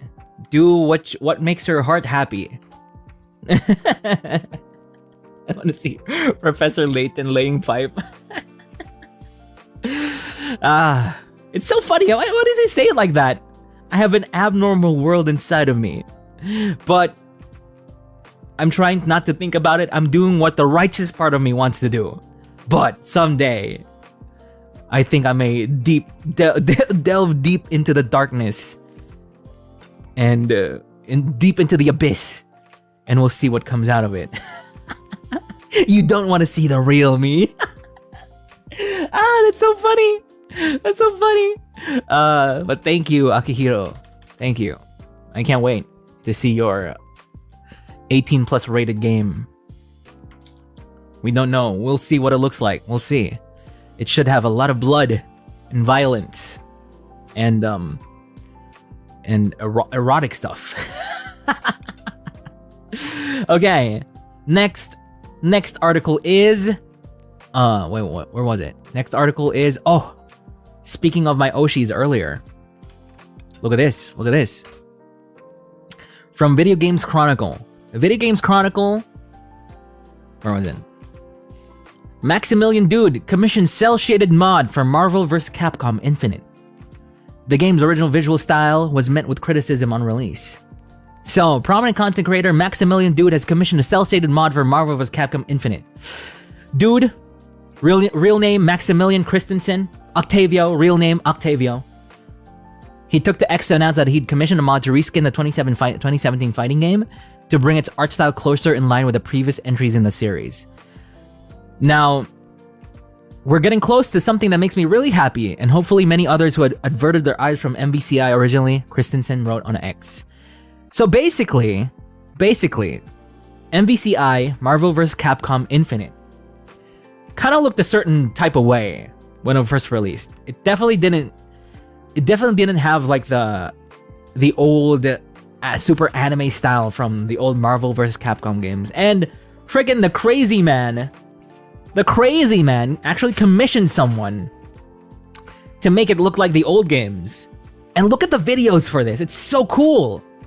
Just if you want to check out like MVCI, old MVCI, and compare it to the new cel-shaded style that they're trying to make, bruh, it's so different. Like the old MVCI art style is very, I don't know, old, weird, super kind of realistic-ish, cartoonish realistic. Whereas the thing he's trying to commission is like a full-on, more anime cel-shaded style. So that's pretty cool. I wonder how much that costs though. And whoever the guy he commissioned is, bruh, that's oh man, that's a lot of. That's gotta be cool. It's gonna be cool. He got commissioned to make this into a cool anime style. Cool. Can't wait. Someday, when I make that kind of money that Maximilian Dude makes, I'm gonna commission someone to make a near, like a remaster of Drakengard or something. I don't know what I do with the money. Who knows? Yep. Just a whole remaster of the Drakengard series. Just make it from the ground up with Unreal Engine 7 or something. Yeah. And we're not even gonna sell it. We're just gonna release it. And then they're gonna ask us to take it down. Square Enix is gonna ask me to take it down. And I'm like, okay. Then I'm gonna have it all to myself. Forever. Alright. But, next article. Also very interesting. Man, the articles today are very... They're not like super interesting, like... They're not controversial or anything, but... I'm just very excited about the topics here. Yeah, the cease and desist. Yep. Here. It's pretty close to MCV3. Yeah, it's really cool. It's really nice. You know what? When that releases, I'm gonna play MVCI. I'm gonna see. It's gonna be so cool to the eyes. It's cel-shaded style with the animations. Oh, it's gonna be so nice. Here. Next article. From Video Games Chronicle. Resident Evil 9 could be released in January. It's claimed. The game will have the biggest budget in series history, according to an insider. Hey, Tanjiro. Buenos dias, Octavio-san. Thank you so much. Thank you for the stupa. Buenos dias. Feliz Navidad. To you. Yeah, Feliz Navidad. Oh no, my throat. So, on X, Resident Evil 9 should be revealed soon and is set for release in early 2025. Thus, Golem has a strong track record of revealing confidential information. Alright? So, he said, Resident Evil 9 should be revealed pretty soon and released next year, if what I heard previously holds true. It should be in January. It'll have about 7 years in development. Oh man! I'm so excited for Resident Evil 9. I loved 7. I loved 8. 8 might be my favorite, like, big AAA horror thing. Though I haven't played Resident Evil 4 Remake and I haven't played Dead Space yet. But those are down the pipeline.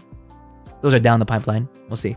Can play RE? Yeah, we can play we can play 4. We can play 5. We can play 5 with without the English language. We can play 6 without the English language as well. But I think 7 and 8 we can play like normally with the English language. Village was so good, yes. 9 might have Chris Redfield back. Oh, gonna get the boy who punches boulders. So he says here that this is also the interesting thing here. Golem previously claimed that Resident Evil 9 could be an open world title. Have you ever heard about that? Have you ever seen that before?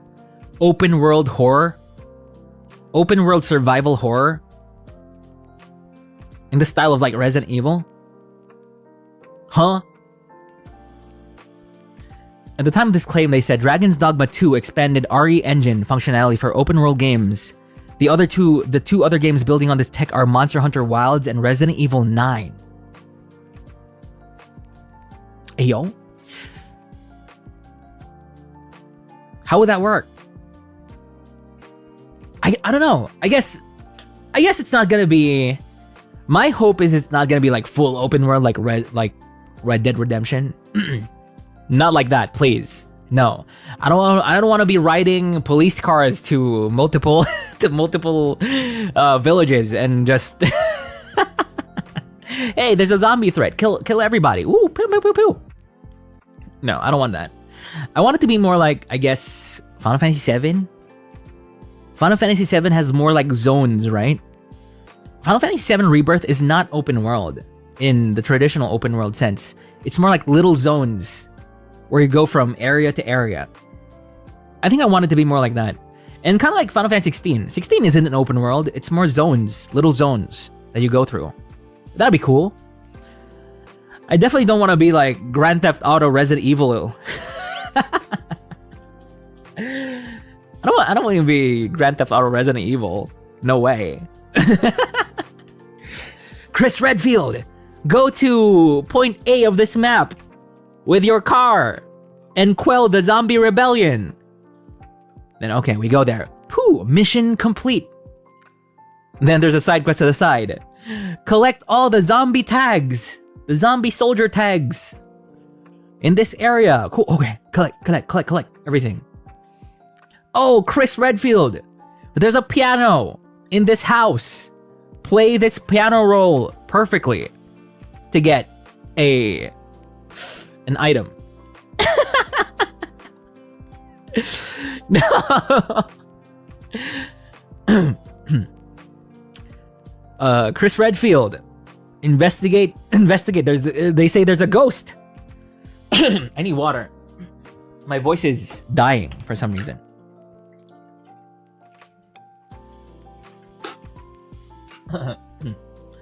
Minecraft Resident Evil, gotta have a survival crafting element.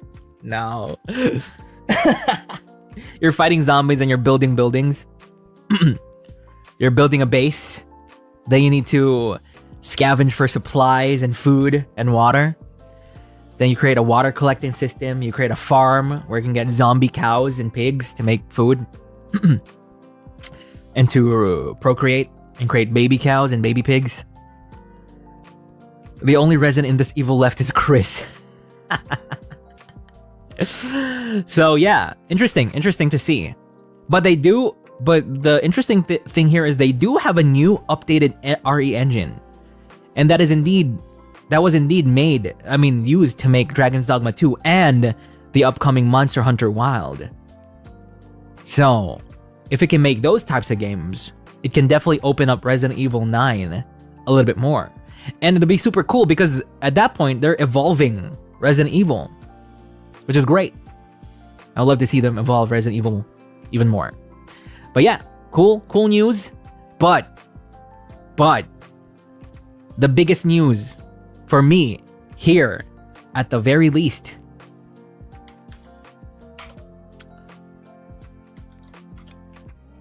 via Push Square. Oh yeah, it's gonna be called Biohazard 9 in Japan. You're right. From Push Square, Kingdom Hearts 4 slated for 2025 release. Rumor. It's still a rumor. but it's slated for 2025 release. Kingdom Hearts 4 will grace PS5 boxes next year, according to the increasingly reliable online tipster, Daniel RPK. The TV and film leaker... Oh right, he did leak that there was a film or a TV show being made. Posted to his Patreon that he's heard about a 2025 release date for Kingdom Hearts 4, just days after his claim that Sonic Frontiers 2 is in development, was backed up by another reliable insider in Midori. So the rumor may suggest we'll see more of the Square Enix title later in 2024 after 2 years of radio silence since its reveal. It's just a rumor. There's really no way to say if it's real, but I'm just super excited about it. Right? Super excited. Fourth entry isn't even confirmed for PS5 yet, though the chances of it skipping Sony's current generation system are slim. For now, all we know is it's running on Unreal Engine 5. Okay? So here's the thing. PlayStation 5 Pro is gonna come out at the end of this year or early next year. So Kingdom Hearts 4 releasing around that time would be great because it's gonna be playable on the PlayStation 5 Pro. Let's go! Yes, I can't wait. Now that 16 and 7 Rebirth are out, there really is nothing big left except for Kingdom Hearts 4, unless Kingdom Hearts 4 and Dawn Trail. And Dawn Trail is gonna come out. Dawn Trail is gonna come out soon, so that leaves Kingdom Hearts 4. Now at that point, they'll need to announce Final Fantasy 17 or Final Fantasy 9 Remake. Yeah. So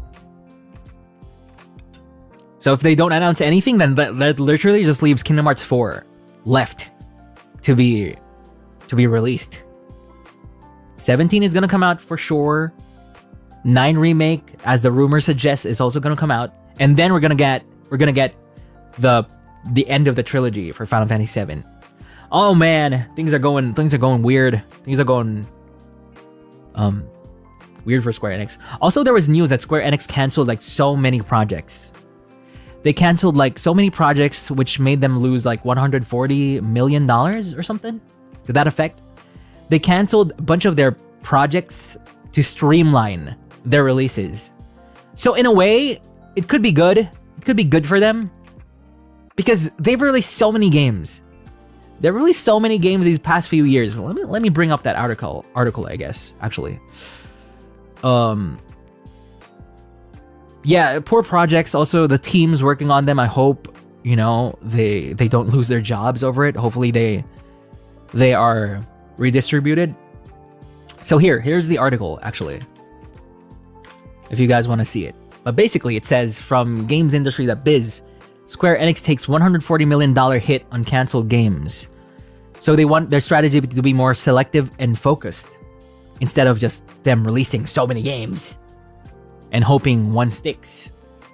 So, to give an idea of the sort of pipeline the publisher hopes to cut back on, Square Enix's line of HD games for its fiscal year included Final Fantasy Pixel Remaster, Final Fantasy XVI, Infinity Strash, The Dragon Quest, The Adventure of Dai, Star Ocean, The Second Story R, Dragon Quest Monsters, The Dark Prince, Foam Stars, and Final Fantasy VII Rebirth. Foam Stars. That is indeed a game that was released. And now I guess no one's talking about it? Foam Stars. So, yeah, they have a lot of games. And maybe they want to cut it down. So maybe, theoretically, all their games now are just Final Fantasy, Kingdom Hearts, Dragon Quest, and some others. Who knows? I think that'll bode well for them, maybe. But I do appreciate also the smaller games that they release. Like Star Ocean Second Story R. We still need those smaller games. It can't all be AAA games. Yeah, TWEWY. We need games like that as well. It can't just all be Final Fantasy. So we'll see. We'll see how it goes for them. Yep. Do you like Honkai Star Rail? Yeah, I did enjoy Honkai Star Rail. I can't play it on stream though. We don't got the perms. 16 and 17 are underperforming since people are willing to get a PS5 or waiting to see if they come to PC. True. I think they're gonna release on PC anyway. And but yeah, Final Fantasy isn't as popular as I initially thought it would be, even in Japan. So, last article. Just a really quick look into this. Actually, I got this idea. I looked it up because you know how Bei Senpai has a outfit reveal in a few days, right? And her whole thing is witness me, right? Witness me.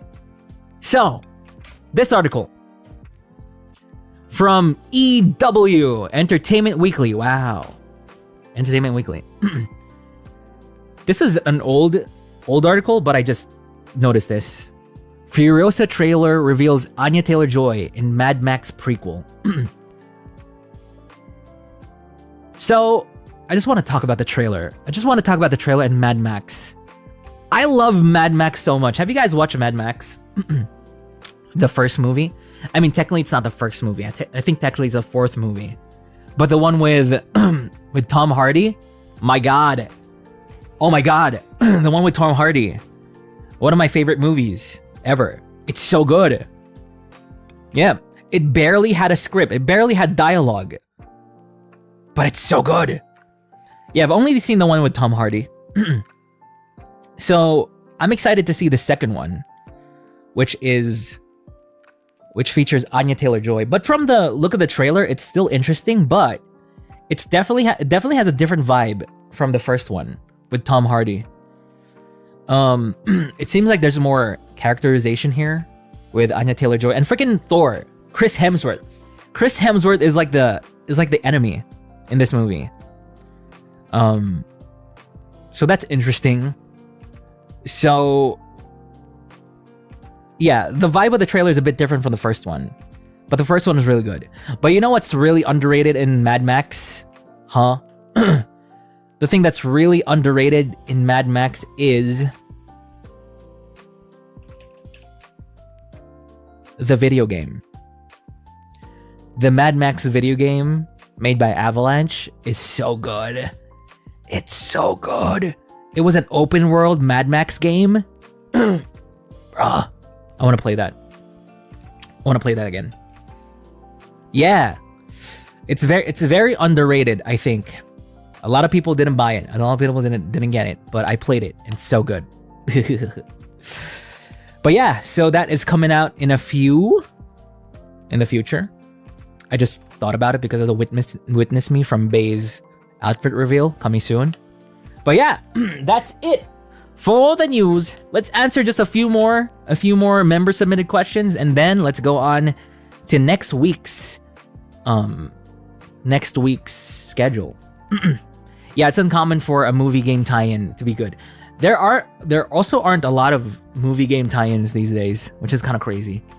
I guess the most recent one was the Avatar one, the blue people one. Yeah, I know that's good though. So, next question is submitted by Bubby Gator. Hey Tavi, I've been having a strong debate with a certain green vegetable that I will not say their name. They know who they are.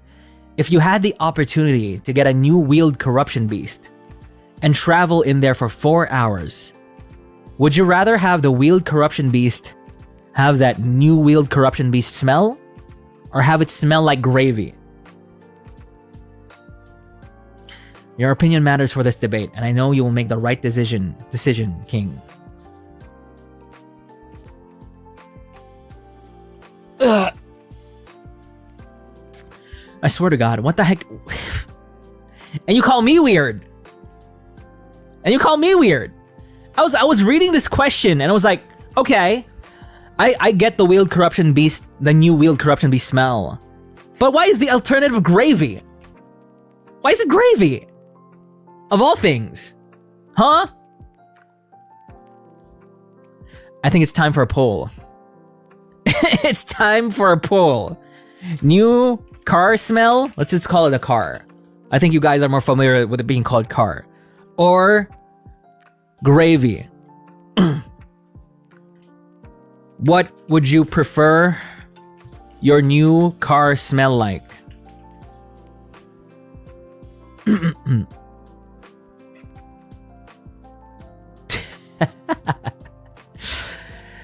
Would you like for your new car to smell like its new car smell?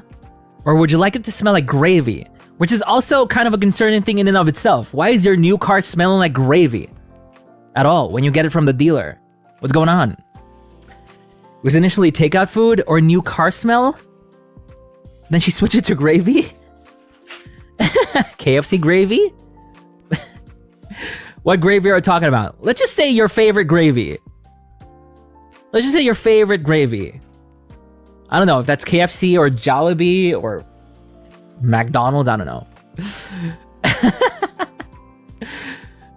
We were talking about takeout food. I'm sorry, you didn't submit this question. It was Bubby, and Bubby definitely said gravy. No way you're choosing gravy?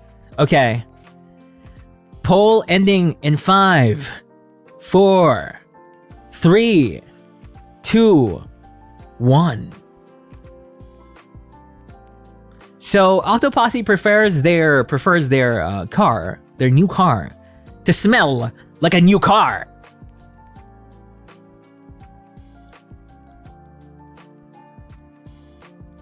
Now the question is a bit more layered than I thought, actually. Because here's the thing: if you get a new car from a dealer, you have to. It has to smell like a new car. Otherwise, I'd be concerned. Why? Why does it smell like gravy? Did you eat something inside my new car, dealer man, dealer son? Right? Now the question is, on the second day of getting your car, would you like to still smell like a new car, or would you like it to smell like gravy? In which my answer changes. I want it to smell like gravy. I want it to smell like gravy for the day 2. Yeah. Yeah, because of course I'd be concerned if it smelled like gravy on the first day. That's weird. But if on the second day it smells like gravy, I'm hungry. I'm getting hungry now. You don't have a car, god damn it. But okay, thank you, Kay. Thank you for the super. Val, thank you for joining Sock Puppets. New car smell num num. Wanted to smell like wood though. Wood? I guess kind of woody, yeah? What if those scented paper things? Gravy scented paper, man. I mean, you could just get paper and just pour gravy on it. Then you get gravy scented paper. You're so confused. Would you like your gravy to smell like a new car? Yeah. You don't want your... I guess same. I don't want it to smell like food. But what I'm thinking is, you ordered food and you got gravy, right? And you got gravy in your plastic bag or paper bag. So your car is gonna smell like food. So therefore, that's good.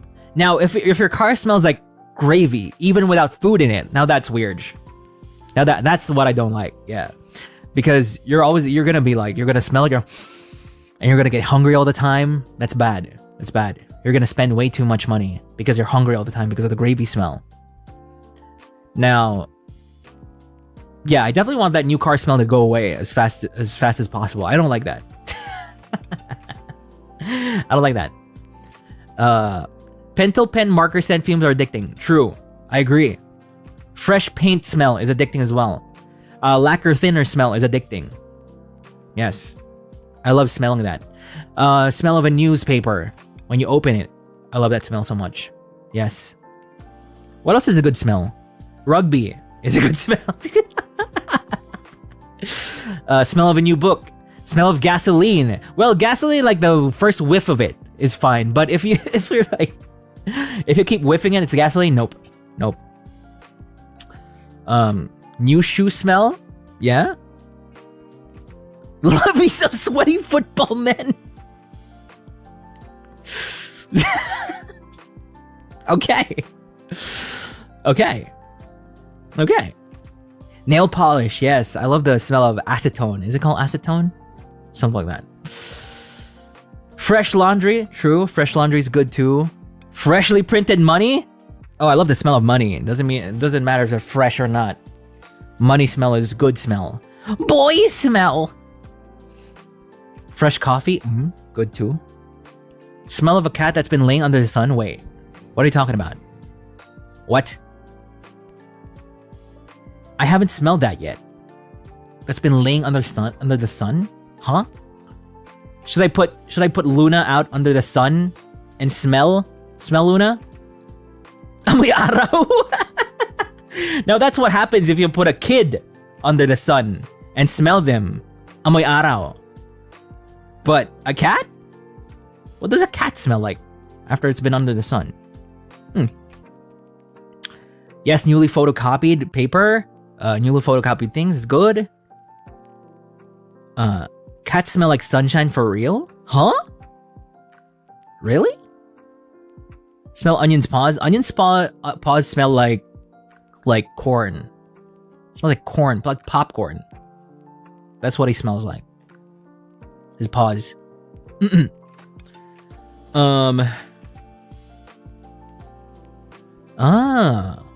So cats smell like sunshine when they've been exposed to sun. I see. Smell of locker room. What do you mean, smell of locker room? Huh? Bagong saing na kanin? Oh. Smell of babies? Yes, smell of babies. Not when they poop though. Yeah, but if it's a kid, amoy pawis, amoy araw. Oh, the smell of Christmas? What is that? The pumpkin spice thing? Bakery smell? Yes. Girls' locker room. Okay, not the boys. No, definitely not the boys' locker room. Please. I mean, not that I know what a girl's locker room smells like, but you know, I'm gonna assume it's way better than a boys' locker room. Cinnamon, gingerbread. Love the smell of rain. Oh, you know, after it rains and you go out, it smells fresh. Ooh, yes. Albatross for the toilet. Okay, true. Pine cone, yes.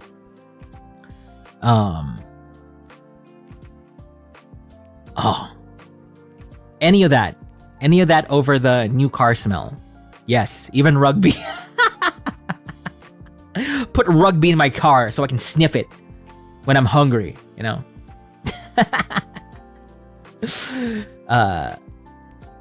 Chlorine? No. No, not chlorine. No. Chlorine makes me sus. Chlorine makes me sus of what's going on in that place.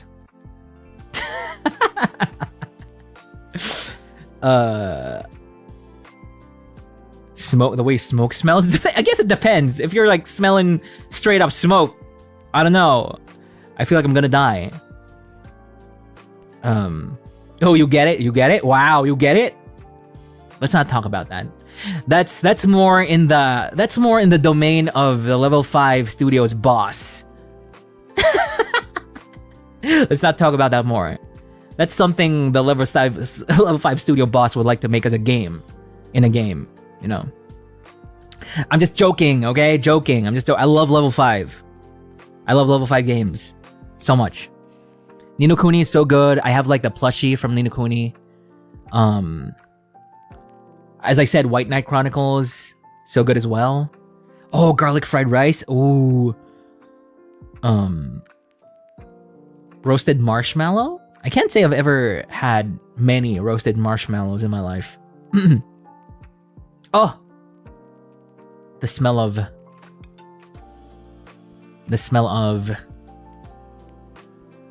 when I'm near a hot pot. When I'm near a hot pot, I love that smell. It's like my heart suddenly races and my nose suddenly points in the direction of where the hot pot is. Yep. I'm getting hungry. Let's stop. I'm getting hungry. But thank you for the question, Bubby Gator. I do prefer gravy over new car smell on day 2. On day 1, I would like it to smell like anything. Anything. I mean, I would like to smell it only of car smell, not anything else. Next question is, I guess this is relevant. Answered question by Cha-Chin. Outside of Holo, who are the VTubers that you would like to collab with? Actually, let's just open this up to anyone else that's not in Holo. Who do I want to collab with? I want to collab with Roundly for sure. I want to collab with I want to collab with, I mean, from Niji, of course, Enna. Also want to collab with Millie. Millie replied to my reply to her tweet earlier about her new boyfriend, who apparently is Grahatia. So that's funny. Then also I want to collab with Dasu as well. Hopefully, I want to collab on a song. That'd be so cool. Even just a cover, that'd be fine. Then I want to collab with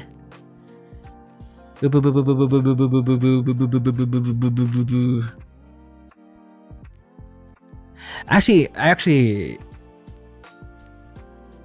who else? I want to collab with Jesus Christ. I'm trying to think of outside VTubing. Outside of VTubing, I want to collab with freaking SB19. They just released a new song. It's called Moonlight. It's cool, right? It's cool. It's like with Terry. Who was that? Terry Zong or something? And I don't know. It's called Moonlight. It's so good. It's so good. Yep. I want to collab with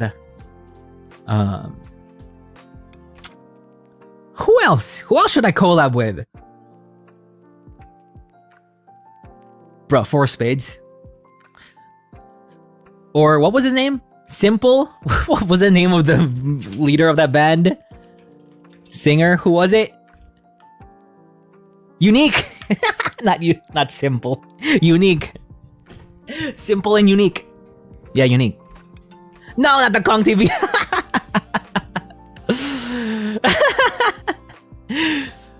Unique. Yes. Unique. Then I mean Iron Mouse, sure, of course. Of course Avalum. I mean I've already done that. Who else? Ben and Ben. Let's go, Ben and Ben.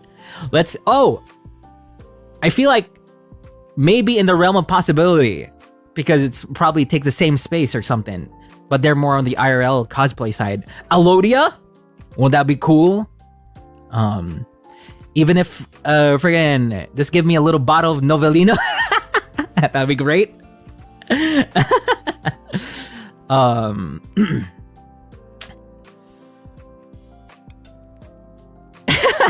Novellino. Sandara Park. James Reed. Who else? Plave? Of course, Plave. Guys, there was just a song released called Maestro. Who sang that song? Maestro. Who sang that? No, not Rendon Labrador, please. That's more Gerard's thing. Who sang that? 17? Bro, that's such a good song. Accelerando, something. Sonata. Oh, Sonata. It's so good. Bruh, stop taking ideas from my original song. Now people are gonna think that I copied them. Let's see.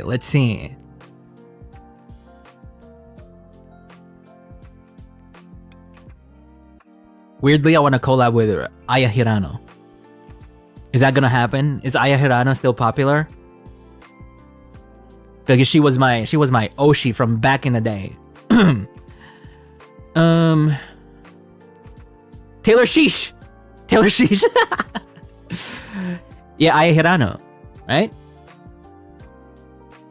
I mean, you know who I want to collab with? definitely. Tetsuya Nomura. Tetsuya Nomura, please draw me. Tetsuya Nomura, please, a little piece of art of me, please, with a bunch of belts. Sure.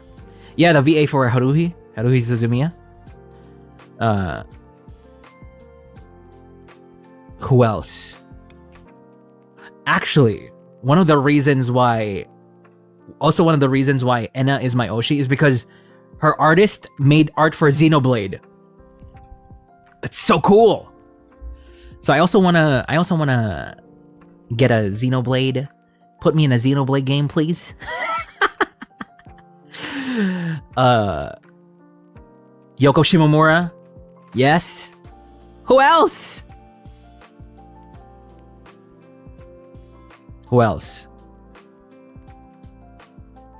I'll call Maximilian Dude.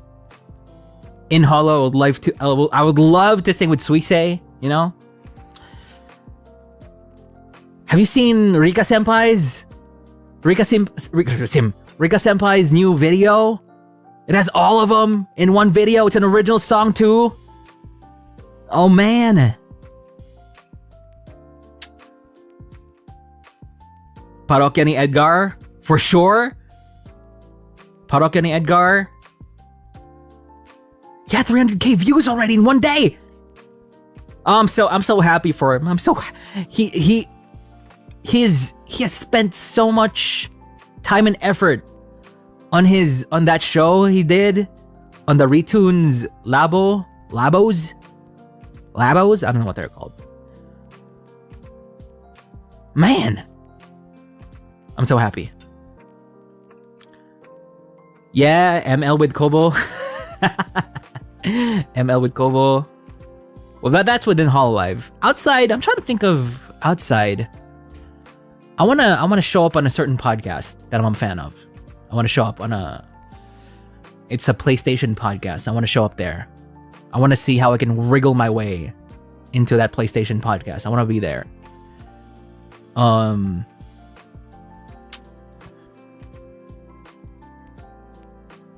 Not a Trash Taste. It's called Sacred Symbols. I wanna go there and be in that PlayStation podcast.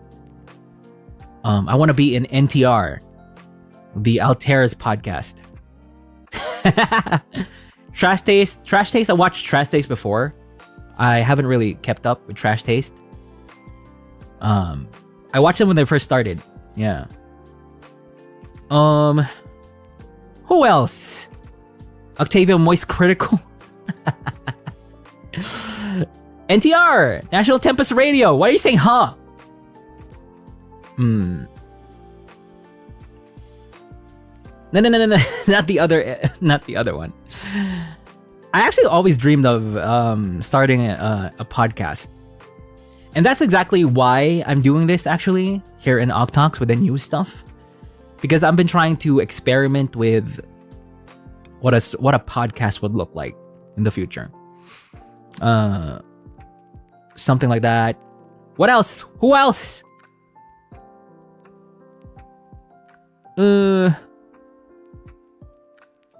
Paula Avellino. Collab with Paula Avellino.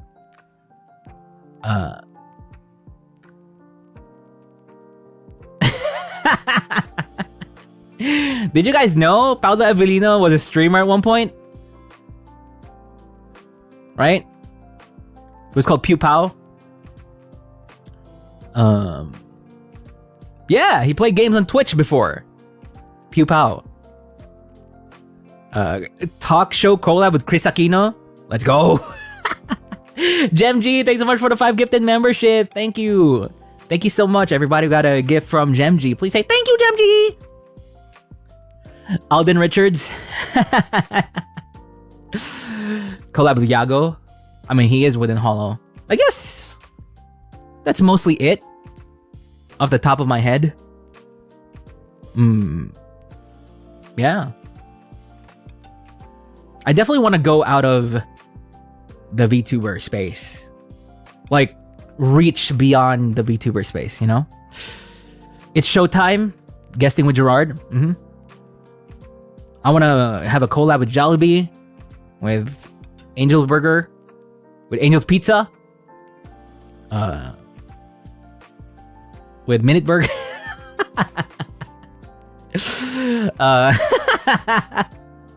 Yeah, we'll see. But thank you for the question, Cha-chin. Thank you. Then, do we have any more questions here? I guess that's mostly it. Okay. But thank you so much.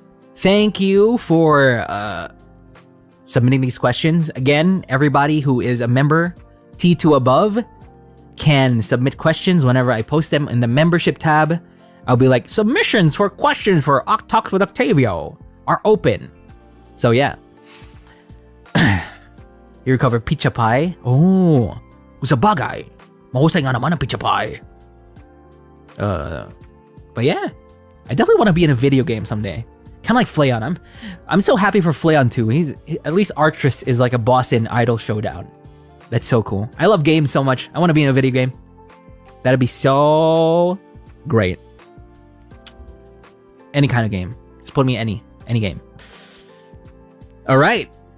But that was it for the member submitted questions. And now it is time to show you next week's schedule. Let me just set this up here. Let me set it up.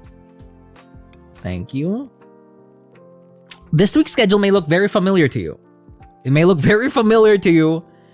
It has a lot of the same things. So, May 2024. The art is so good. I love this art so much. Yeah, I love this art so much. So on Monday, tomorrow, it's gonna be Bunny Garden Part 2. We're gonna continue our story with Rin. I don't know, who knows, maybe we pivot and go Miyuko or Kana-chan, I don't know. We'll see. But this is gonna be Bunny Garden with the eye tracker. We'll see. The eye tracker actually has a 3-hour demo. So I'm gonna use up that demo completely for the stream. Afterwards, I need to pay 910 South Elysian coins to use it. So I'm gonna milk the heck of that demo. So, all right. Next up is, it's free. I mean, the first 3 hours is free. So then you need to pay. At least it's not like 13,000 South Elysian coins for the eye tracker. All right. Next up is Tuesday. Tuesday is gonna be a double feature. In the first time slot, it's gonna be Protostar Twilight. We're gonna finish it until the end of the game. Protostar Twilight. Yes. I'm excited to see where the story goes. We just met Flayon. Flayon is sleeping in front of a crystal, like a bunch of crystals, seemingly dead. And we're gonna see exactly what's gonna happen in the story. And we're gonna finish it. We're gonna see what's up. Then in the evening, it's gonna be a collab with Merryweather, Vanta Crowbringer, and Nick Nocturne. It's a little collab. I don't know if I can say what we're gonna do yet, but it's gonna be a little collab at 10 p.m. South Elysian time. Yes. Merryweather, Vanta Crow, the Bussy Bringer, and Nick Nocturne. It's gonna be my first time playing with Nick Nocturne, I guess. At least in a smaller setting. Yeah. So that's for Tuesday. Then for Wednesday, it's gonna be nothing. I'm gonna sleep on Wednesday. Then Thursday, it's gonna be Poppy Playtime. At least episode 1. More weird, unruly puppets. We're gonna deal with them in Poppy Playtime. Puppet Playtime. Yeah. How long is the first episode? If the first episode is short, maybe we can do 2 episodes. We'll see. Yeah. Poppy Playtime in the evening. Yes. Then Friday, it's gonna be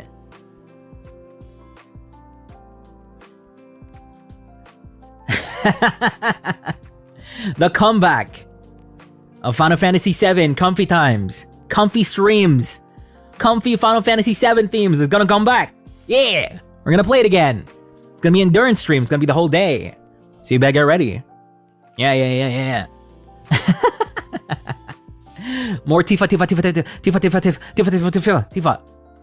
Then on Saturday, it's gonna be in the morning. Of course, it's gonna be the Armis collab. Finally, it's gonna continue. I hope. Right? It's the Armis collab. Finally, we're back. We're back together, boys. The boys are back together for complete Armis collab. Yeah. Then in the afternoon, it's gonna be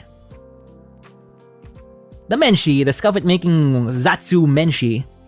We're gonna make more. We're gonna make a lot of Scuffits actually. Now that I realize it's gonna be a lot of Scuffits. So it's gonna be a chill Menshi Zatsu Scuffit making. So that's gonna be cool if you're interested in that. Mm-hmm. Then lastly is gonna be, of course, OcTalks with Octavio to end the week once again.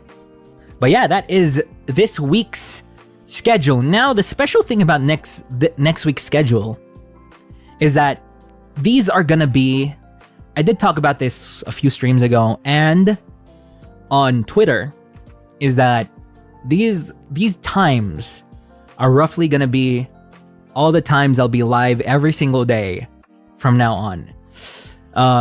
So on Mondays usually 12 p.m. South Asian time. Let's see, 1 p.m. JST on Mondays. On Tuesdays, 1 p.m. JST as well. Then on Wednesdays, probably nothing. Then on Thursdays is 8 p.m., 9 p.m. JST. Then on Fridays, it's again 1 p.m. JST. Then Saturday, Armis collab in the morning, then a Menshi in the afternoon. So Menshis are always gonna happen on Saturday afternoons to evenings. That's where all the Menshis are gonna happen all the time. And then lastly, Sunday.